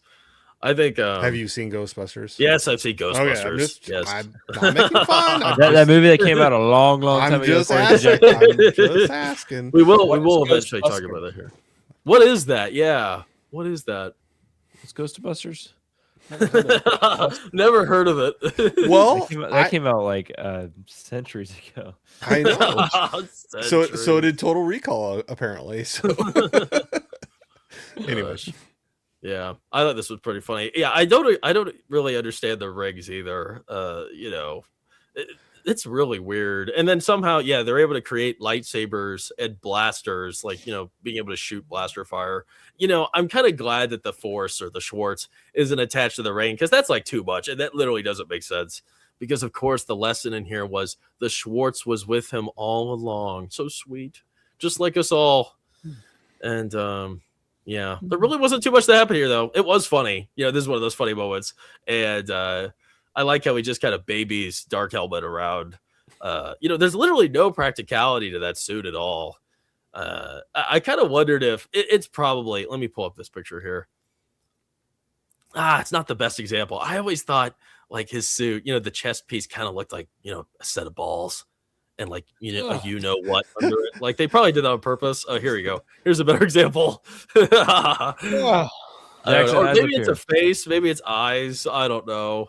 Like, come on, there's all these innuendos. I don't know what to expect. I guess you could take it as far as you want to take it. Yeah. So, no, all right. Yikes, that's weird. No, you brought it up. I'm just commenting. Oh gosh. But no, it is an interesting. It is an interesting look for him. So yeah. Do you think, like, we're talking about Dark Helmet? Do you think he was a just parody to Darth Vader? Wait, what was the question? Do you think he was a just parody to Darth Vader? Like, oh, you know what? If we're gonna make a parody of Darth Vader, here he is. Yeah, or could they have done better? Could they have done more? No, they could have done way more. I mean, there was no similarities to him and Darth Vader. True. You know, it was pretty bad. I don't know that there is a good like parody to Darth Vader, like he is the face of sci-fi. So like that's tough to do. Stewie was hilarious as Darth Vader. I mean, let's be honest. I agree. I like the character. I mean, like just for what it is in this movie, but when you say that specific question, it's a great question. I would say in my community, we would probably be like, I mean, Stewie probably wins that award.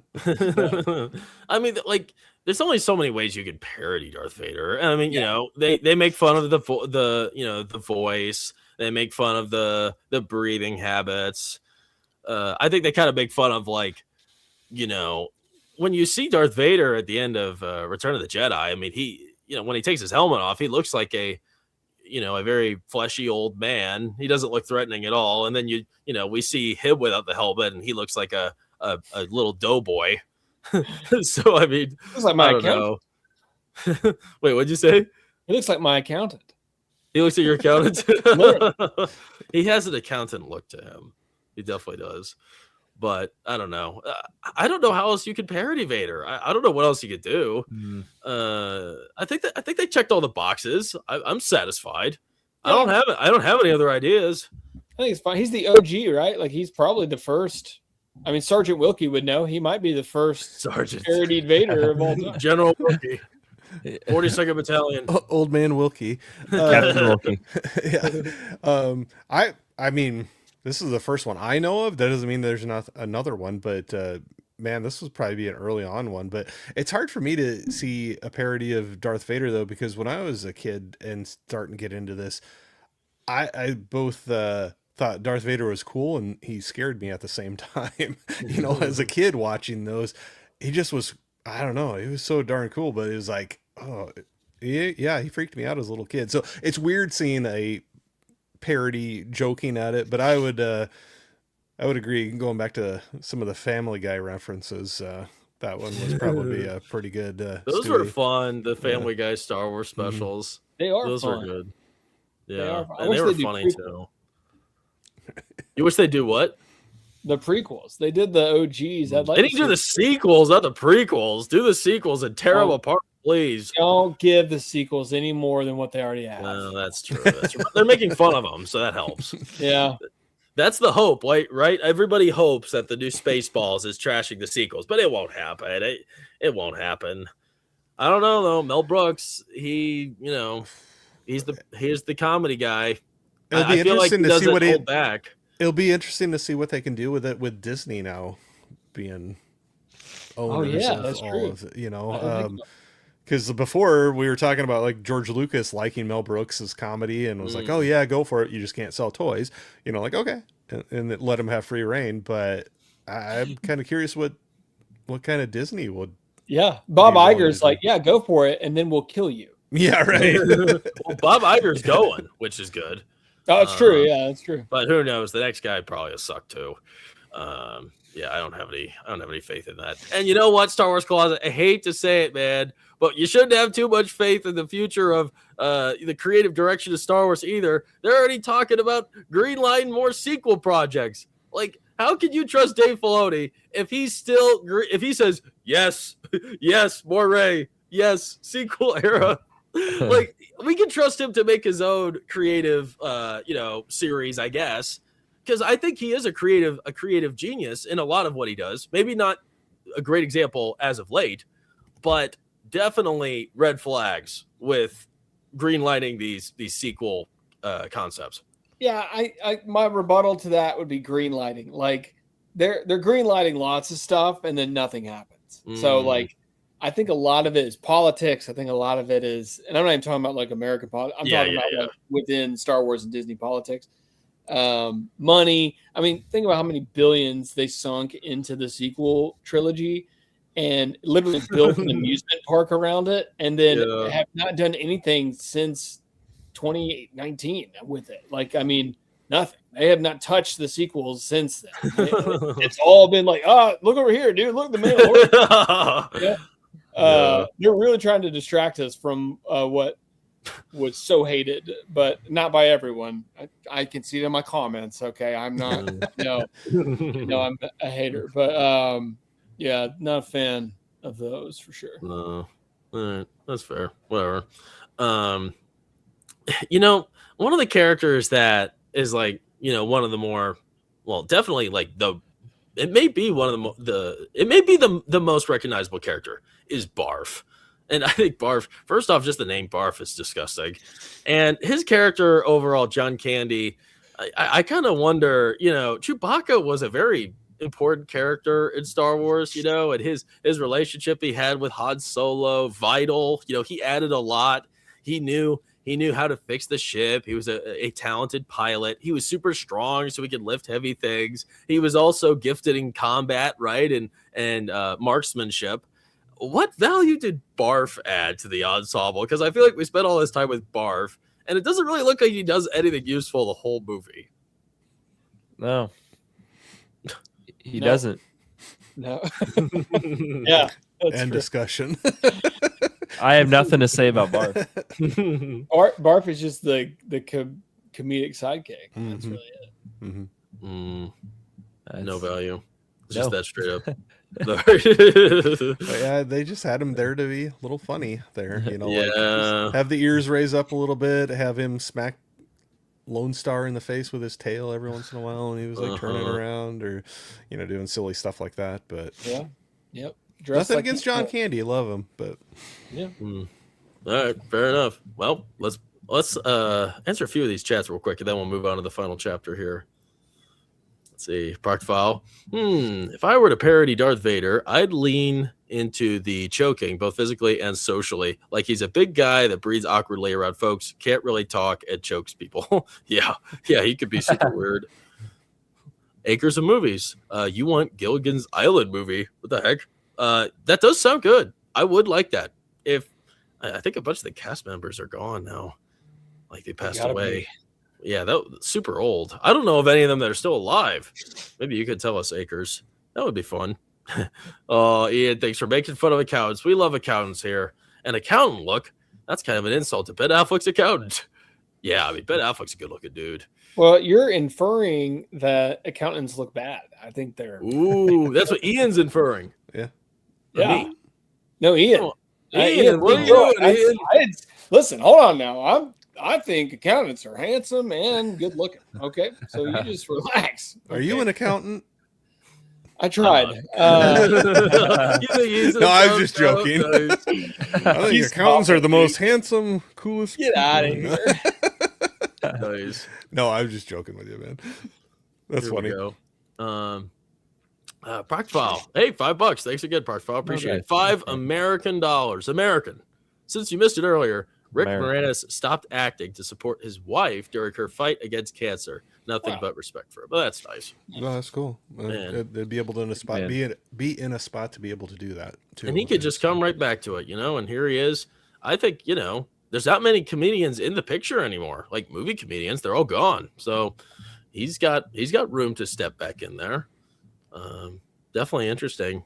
Do some streaming service film too, right? I mean, they're hired everybody over there, so they'll probably sneak him in. Make a Little Shop of Horrors sequel, you know, make more sequels. No thanks.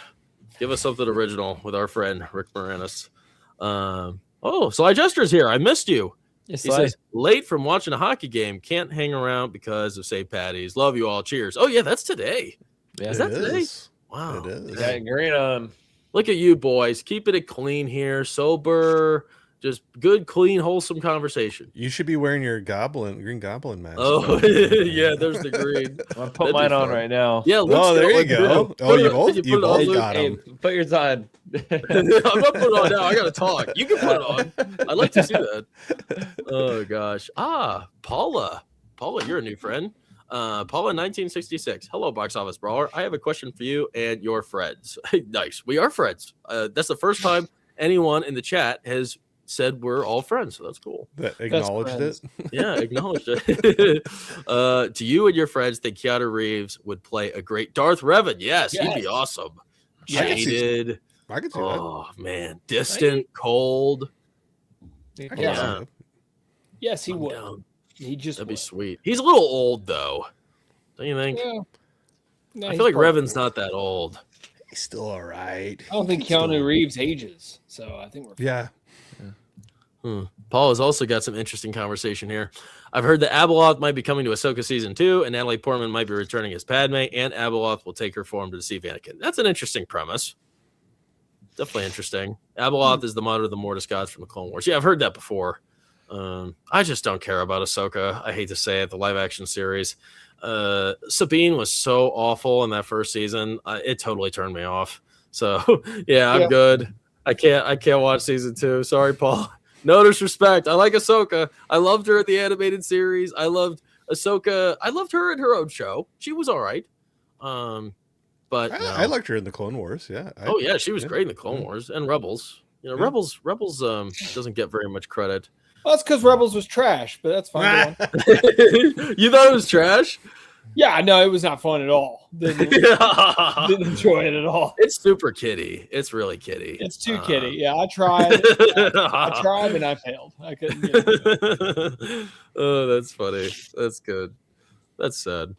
That's good. That's sad. You're not wrong. The animation, they wanted. We saw a lot of emotions in those couple words there. I just let it all out, Wilkie. Yeah, let it all out. Take what you will. What was it? The what was I gonna say? The animation. What's the Ralph McQuarrie? For whatever reason, the 2D animation or the 2-dimensional illustrations were supposed to inspire the 2-dimensional illustrations were supposed to inspire the 3-dimensional animations in Rebels, which is like, how do you do that? Like, that doesn't really translate, and it didn't translate. I didn't think it looked like his designs. No, the thin lightsabers was like their main like gag there with that, and the thin lightsabers, you could miss me with that. I didn't like that at all. So yeah, there's some cool moments, but like Maul going out in that show, no, dude. Oh, come on. Yeah, that sucks. Something I can't stand about what they've done with Star Wars the last, since 2012. So, long time, 14 years, is that you have all of these Jedi still alive. And, the Grand Master Yoda, what he says, the last of the Jedi you will be. No, you're wrong. You're stupid. No, there's lots of them. There's tons, you idiot. Are you that disconnected? Are you that senile? You didn't realize there's 100 other Jedi, 1,000 other Jedi still alive. You're senile. You don't know. You're disconnected. Couple things that we've learned since Disney, that there's a lot more Jedi than we thought, and you cannot die from a lightsaber. That's like you just. That's keep for going. sure. It is wild. But hey, I did see Bob Iger is out officially tomorrow. Wow, Josh DeMario is starting tomorrow. That's crazy. Man, tomorrow's the big day. Big day for us. Wow. We'll see. I don't think it'll be any better. We'll see what changes. We'll see. I don't think it could get worse. How about, you know what? This new president, just sell Star Wars. Just sell it. Get rid of it. Get it out of the house. You can keep the park, but just sell it. Let somebody else have it, please. Yeah. I think that's your best bet. But here, let's go on to the final chapter here. Everything's about to get happy. Happiness, love is in the air. Lone Starr. So everything's great now. He returns the princess back home, and the king, is very delighted. And for whatever reason, Lone Starr, he declined the full reward. He didn't want money, and he went off. And the princess really didn't seem like she cared that much that he left until she learned that he didn't take any money for the whole ordeal. But we also learned in this concluding sequence that Pizza the Hut died because he ate himself to death, which is like horrifying. I always thought the droid man would eat him. I think that would be really funny. That's what I thought. That would be better. The guy eats him like all the way. That would be so funny, which sounds really bad. But so, Pizza Hut, he dies. And Lone Starr and Barf, they have a very strange moment where they stop off at a galactic diner and they see a reenactment of the chest bursting scene from Alien. And it looked like it was with the same actor who played Kane. Wilkie, did you notice that? Do you know by chance if that was the same actor? I don't know. I'd have to go back and. It looked a lot like him. It really looked like him. I'm kind of wondering if that'd be interesting. I bet have it to go was. back and check that out. Yeah, I'm curious. If anybody in the chat knows, you get a weird sequence where it's like you have the Alien cast there at the diner, and then all of a sudden, he ate some of the weird food that the chef was making, and then one of the baby xenomorphs comes out of his chest. It's the same scene, and it looks exactly like him. And this is where you get like that, for whatever reason, that stupid little moment where the xenomorph starts dancing and singing. That's like a real meme, and I never thought it was funny. Now I know where it came from. It came from this. I did not expect that to come from Spaceballs. But yeah, that's like a really popular meme, the dancing xenomorph baby. But, nevertheless, all that happens, and Yogurt reveals via a fortune cookie that Lone Starr is a prince and that he can marry the princess if he gets to her in time. So they, our heroes, Barf and Lone Starr, they crash the wedding. She was supposed to be getting married to the very strange Prince Valium. He looks like a scrawny. He looks like a what? He looks like a scrawny He-Man. Yeah, he does. It's just the hair, right? He's Adam. This scrawny Adam. Isn't it Adam? Then he turns into He-Man. Yeah. I can't remember. Right. Yeah. All right, well, never mind. Keep going. I think you're right. So of course now once she learns that he made that big sacrifice for her, she loves him now, and they both have this very strange express wedding, and they're happy. And in a post-credit scene, for whatever reason, the Mega Maid's head, the remnant of the Death Star in this situation, survives. Oh, yeah. And it lands in the world of Planet of the Apes. So our villains are still alive, ready for another story later to be told. Very interesting. There's a couple different movie crossovers. Of course, you have Alien, you have Planet of the Apes. I feel like there was another one too, but it's not coming to mind. Did you think they played well into this, or was it too much? It threw me off. I didn't know they were going to do that. But were you going to say some Closet or Corey? No, exactly what you were going to say. I think what you're going into there. It was. I was expecting the Star Wars parodies, but then what was the other one? I feel like there's another one. No, there was. I feel like I'm missing one. It was Planet of the Apes, Star Wars, and, Star Trek. Well, they talked about Star Trek a little bit. No, it wasn't that one. There was something else. I'll look it up really quick.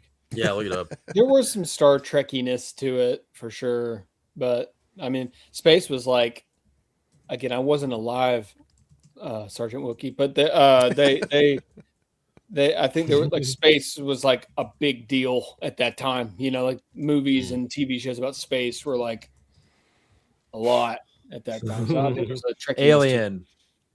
Duh. Well, I said Alien. Alien. Yes. Alien. Yeah. Right. I love Alien. I'm so glad we watched Alien again. I have a newfound love for Alien, and obviously Aliens. I've loved that for a while now. But I don't know. For me, I thought they were fun. But I didn't think they were funny. The alien sequence was not funny at all to me, and it just hurts. Doesn't it kind of hurt when a movie it tries to be funny and it just doesn't land, and then that happens over and over again? Doesn't that just kind of wear you down? Yeah. Yeah, and I think I watched a whole thing about this like today, where the guy that was in Alien that like came back and reprised that for Spaceballs didn't know he was doing it, and that he even said they didn't pay me enough to do this. And wow, dang! So that was him.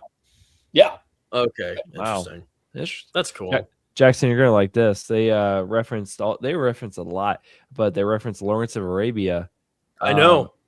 Oh yeah, the desert theme. So the desert. Don't say anything else. So the desert theme is definitely Lawrence of Arabia, like hybrid. And sorry, the other thing I was afraid you were gonna say it. The Jawa parody, like when they're like doing their little song, it's like the same song as the Bridge of the River Kwai, the whistling.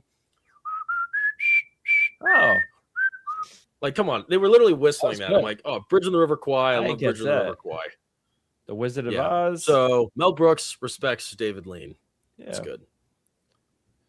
Sorry, was somebody saying something? I thought I interrupted someone. Yeah. No. Good. Okay. All right. Cool. Yeah. I was not a fan. I didn't like those. I was not a fan of that. Like there's enough Star Wars material to pull from here. Let's just keep it there. So obviously, I was going to ask you a question about the romance, but nobody here believes it. Nobody saw it. They didn't think it worked. So forget that. I was going to say by the end, I was so satisfied because I thought it was built up, but never mind.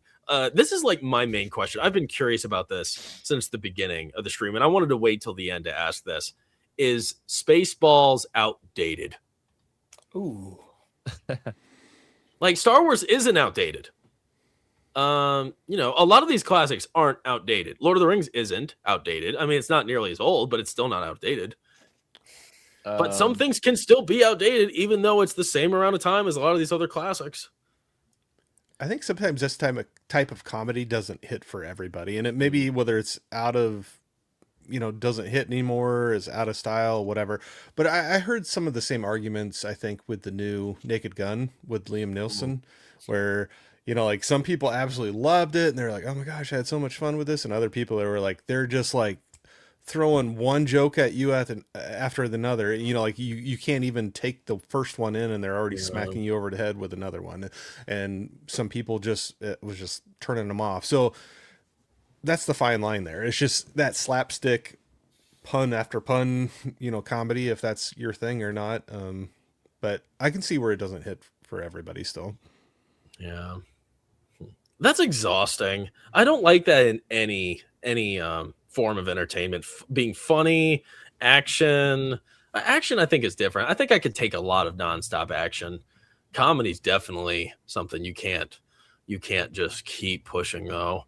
And it's like that if like a sad moment, like characters just constantly crying or complaining a lot, just constant complaints. It's like it's just irritating. Yeah.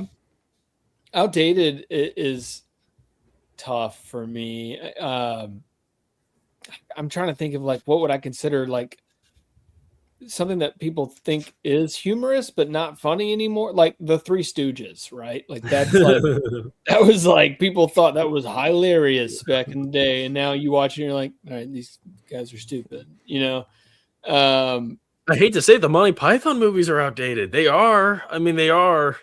I think as good as we might like them.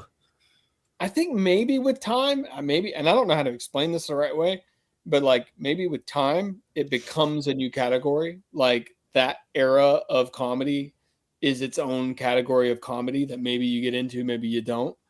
Because I could go back and watch Monty Python. I said that earlier, Blazing Saddles or Airplane 2, whatever. Yeah. And I get into it, but it's its own style. Comedy that's coming out now, I really can't get into. I can't. It sucks. Yeah, I can't get into it. You almost just have to be comedic in a serious movie these days. That's it. There is no like comedy coming out. Right? But not constant comedy, not Marvel humor, nonstop. Yeah. Marvel humor is hilarious. Shut up. It's so funny. Shut up. Marvel humor is not funny at all, bro. Hey, gets the theaters laughing. It was funny 8 years ago. There you go. We'll give it that. Before Endgame, it was funny. Yeah, it's been a long time, but okay, interesting. I definitely I feel like it was outdated. I think it comes down to the comedy reasons, and maybe I wouldn't say the effects, but just like I think like the whole idea of just lingering on a joke that's just something that doesn't happen anymore, and you know there's so much of that happening in this one, and I think it's just a little exhausting. And you know something, there's like a moment that sticks out to me where gosh, I wish I had the exact reference. Oh, it was the escape scene when what's his face? Bill Pullman, Lone Starr, and you know, the whole gang, they are escaping the self-destructing, you know, super ship of the Spaceball ship. And while they're doing that, they are playing this old song, like an old rock song, or like old pop. And while that's happening, you have like a couple shots of them, like, you know, racing to escape, and they're kind of silly with this music in the background. It just felt super old. Maybe that's like just a young person thing, but it felt really far out of time. Almost like to the degree of like those old like motivational videos you used to watch. It kind of felt like the same kind of vein as that, which is kind of saying a lot. My last question for us before we move on to the chat and then conclude for the night. Have you guys, I can't remember who all, or if Wilkie, were you in the Galaxy Quest stream when we talked about that? No.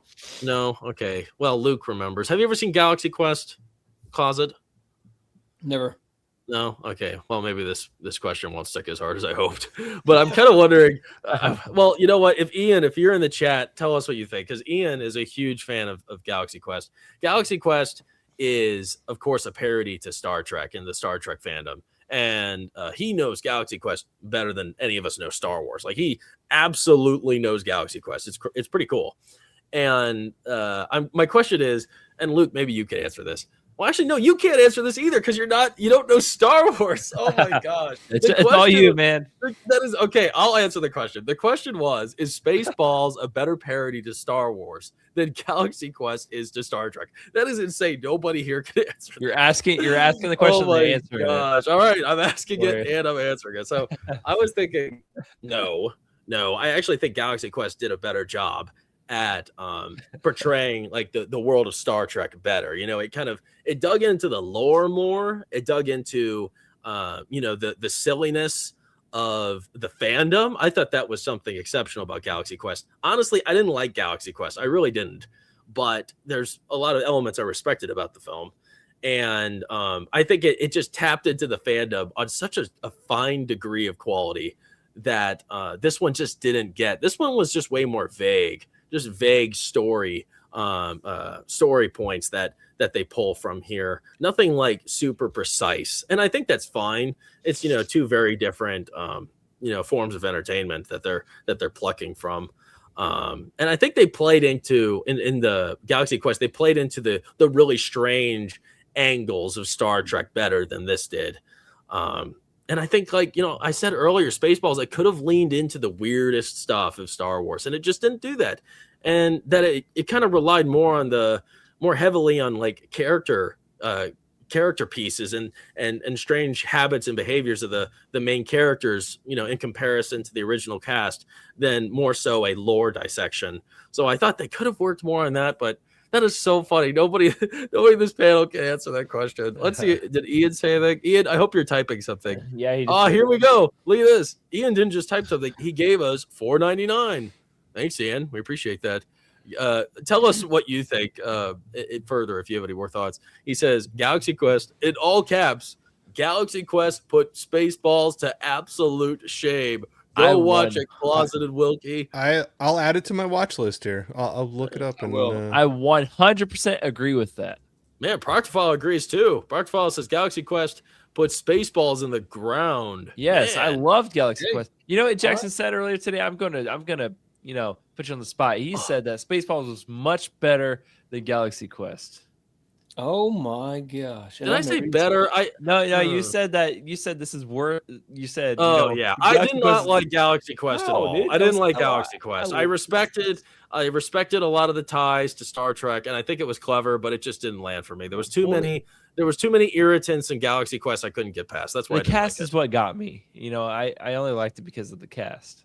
Yeah. What's it on? Is it on like HBO Max or something? Probably. So I was just searching. One streaming service I use a ton it's called Canopy with a K.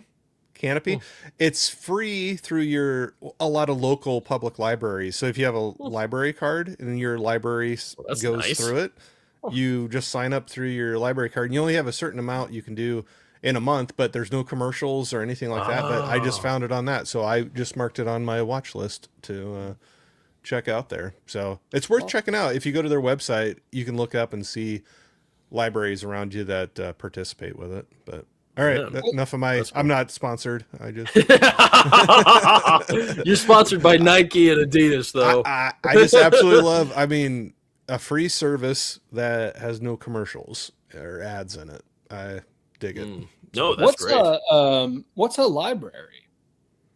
What's a library? They have books. They have pages.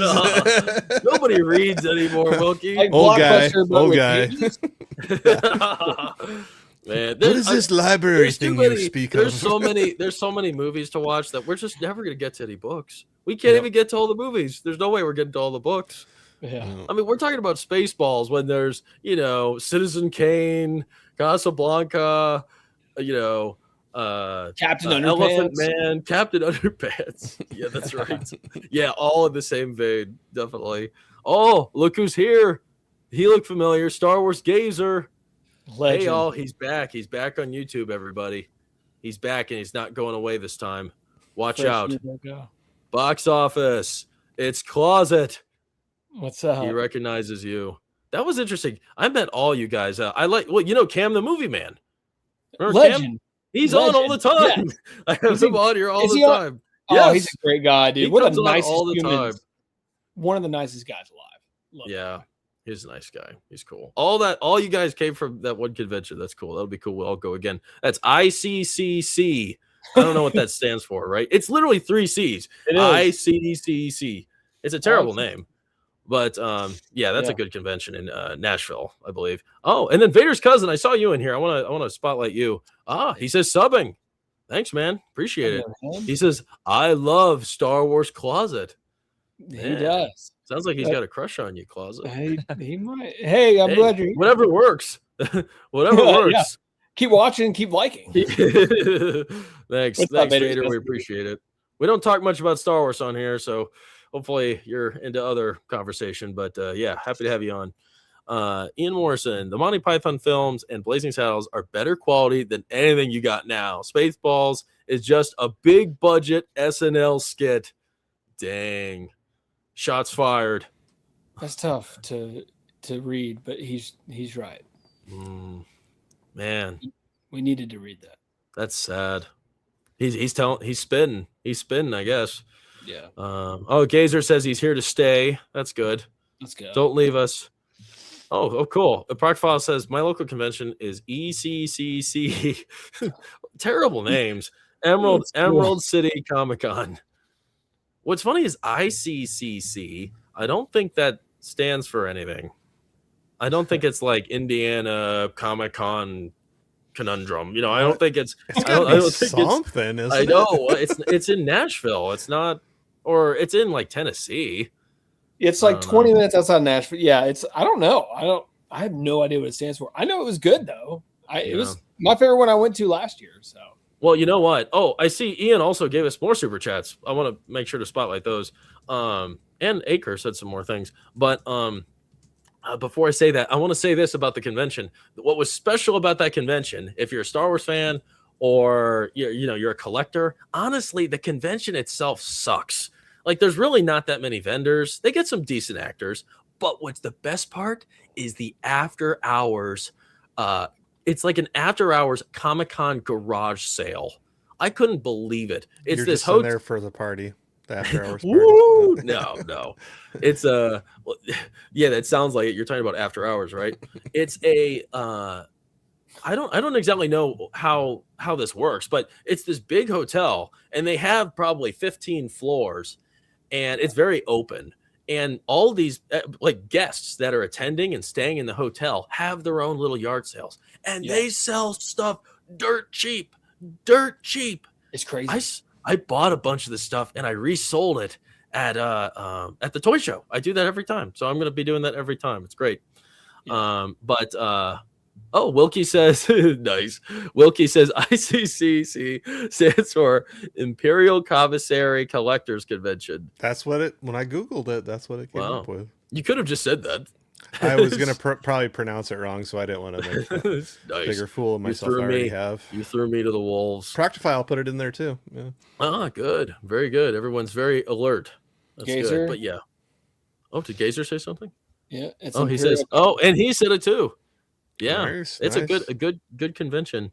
And something else. I love Luke, that. Yeah. Luke says our local convention is ECCCCCC. See you there. Write out that acronym for us, please. What does that stand for? Oh, that's it's up to you guys too. Emerald City Comic Con Commissary Collective Challenges with comrades. Certified comrades. Yeah. That's what exactly. Ian says dirty deeds and they're done dirt cheap. Mm. That ain't what I'm paying for, Ian. It might be hopefully that ain't what you're paying for. Star Wars Gazer also says I'll be at Rebel Scum Con this year in Texas. Yeah, I heard that one's pretty good. Nice. They get some good actors there. I roomed with Gazer last year at that. It was good. Did you meet any actors? Do you ever meet actors or no? Yeah. I met Sam Witwer. He signed he's cool. a poster for the new Darth Maul show. I talked to him for a long time. And then I was sitting at the bar working that night, and he came down to the bar with a bunch of guys. I talked to him there too. He's a nice guy. Oh, that's cool. Man, that's sweet. I like how Gazer, he had a pretty nice interview with was it Watto?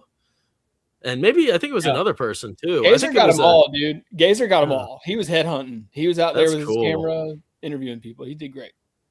He says you guys roomed and cuddled. We did. That is That's fact. good. It was cold. It was cold that He night. says he interviewed Emily Swallow, Toddy Fletcher, Matt Wood. Oh man, Matthew Wood's awesome. I love meeting him. I don't know who the Tahiti Fletcher is, or Tati. I don't know her, but yeah, sounds cool. I want to get to these super chats before we finish up. Our friend Ian, he says Zurg is a better parody of Darth Vader. Let's go. Yeah, man. Great callback. You're not wrong. I agree. Yes, he's not like supposed to be a funny parody though. Like this is supposed to be a funny rendition. He's still scary. Zurg isn't funny, but it's still good though. And then Ian also says, "Thank you, Ian, for the $2. Another $2 from our friend Ian." Also, Tartakovsky's Clone Wars series is my fave. Oh yeah, we love. It's so good. It smacks. It's awesome. Yeah, if you haven't seen that, you don't need to watch. I mean, you don't have to watch both. Watch this. It's very short. It's like, I don't know, a few hours long. Really good stuff. And then watch the Dave Filoni Clone Wars. And most of the time, George Lucas attached to 5 seasons of the Clone Wars? I mean, that's a long time. It was his baby. I mean, it's from his own mind, people.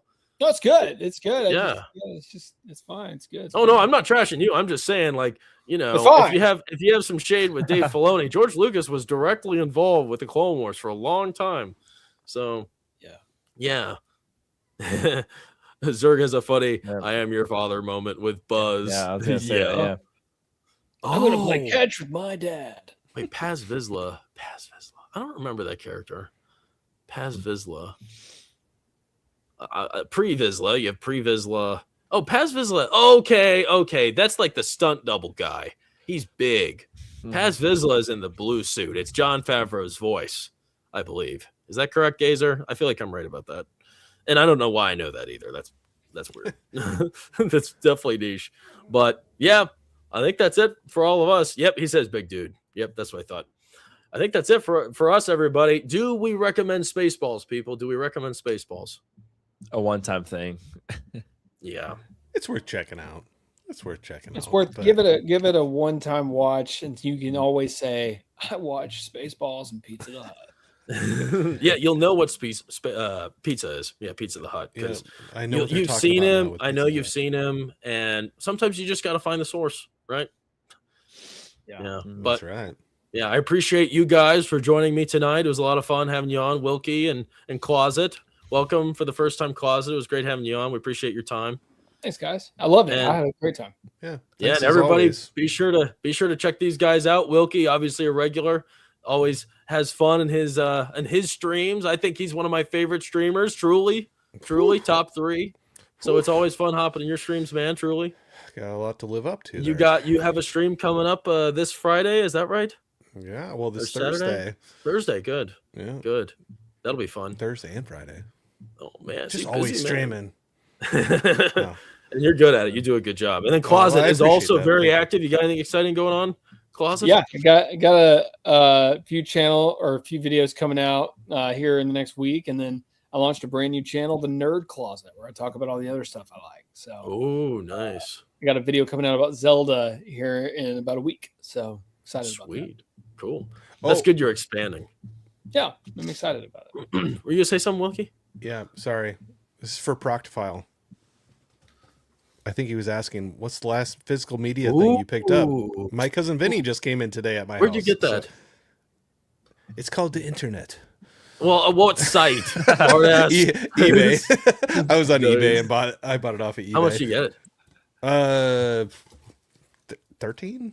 Oh wow! Nice. I mean, nothing too bad, but I think he was asking earlier what our latest media pickup. But Proctofile, this was literally just came in today. I opened it up, so my cousin Vinny, I got that in. Let me see. Sorry, Proctofile. Nothing personal. Missed my physical media question. So many hours in the day, and so many. Let's see.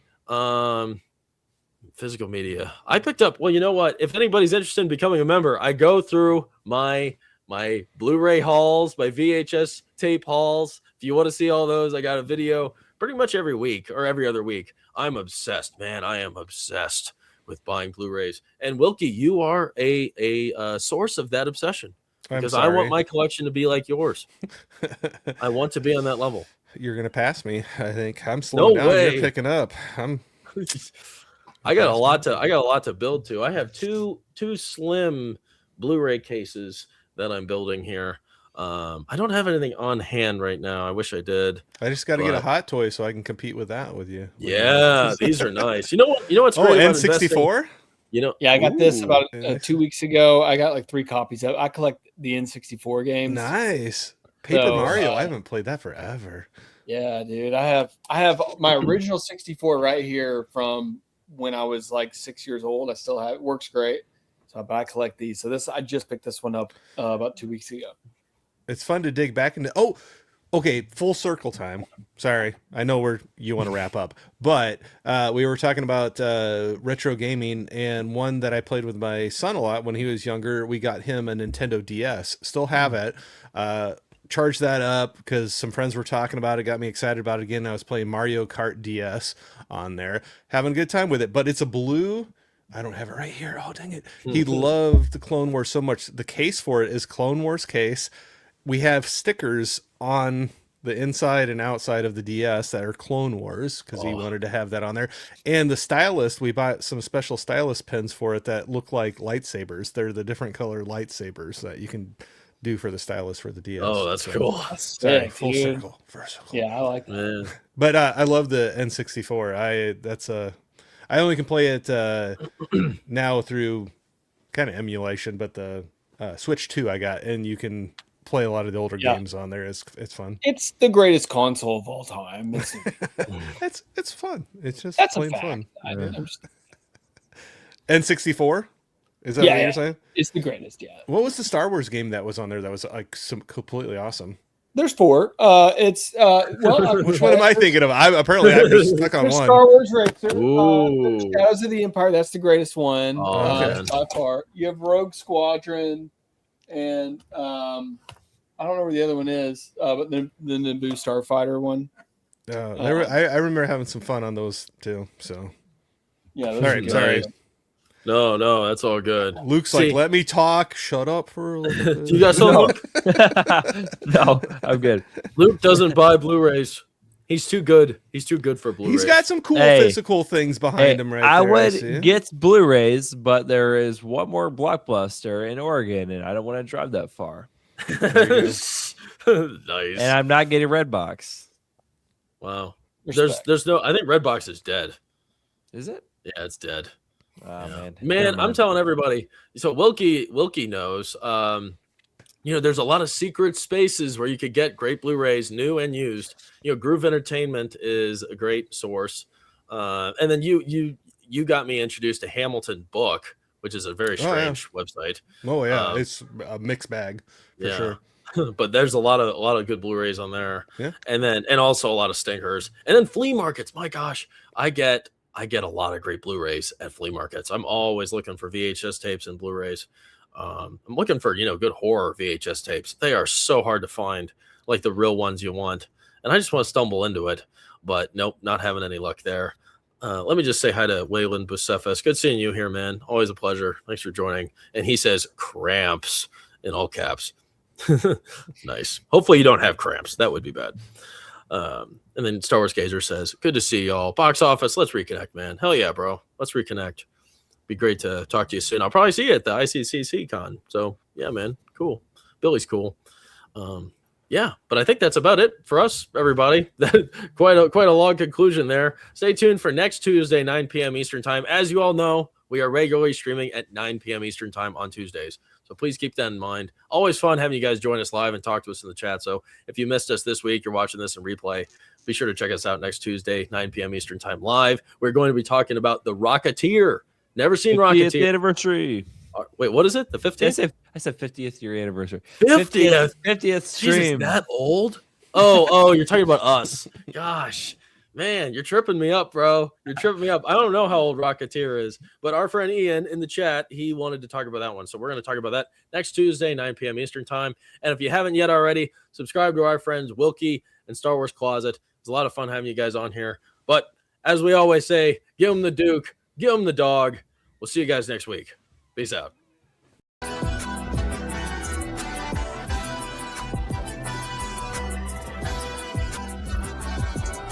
What kind of person are you? Are you the kind that sees signs, sees miracles? Or do you believe that people just get lucky?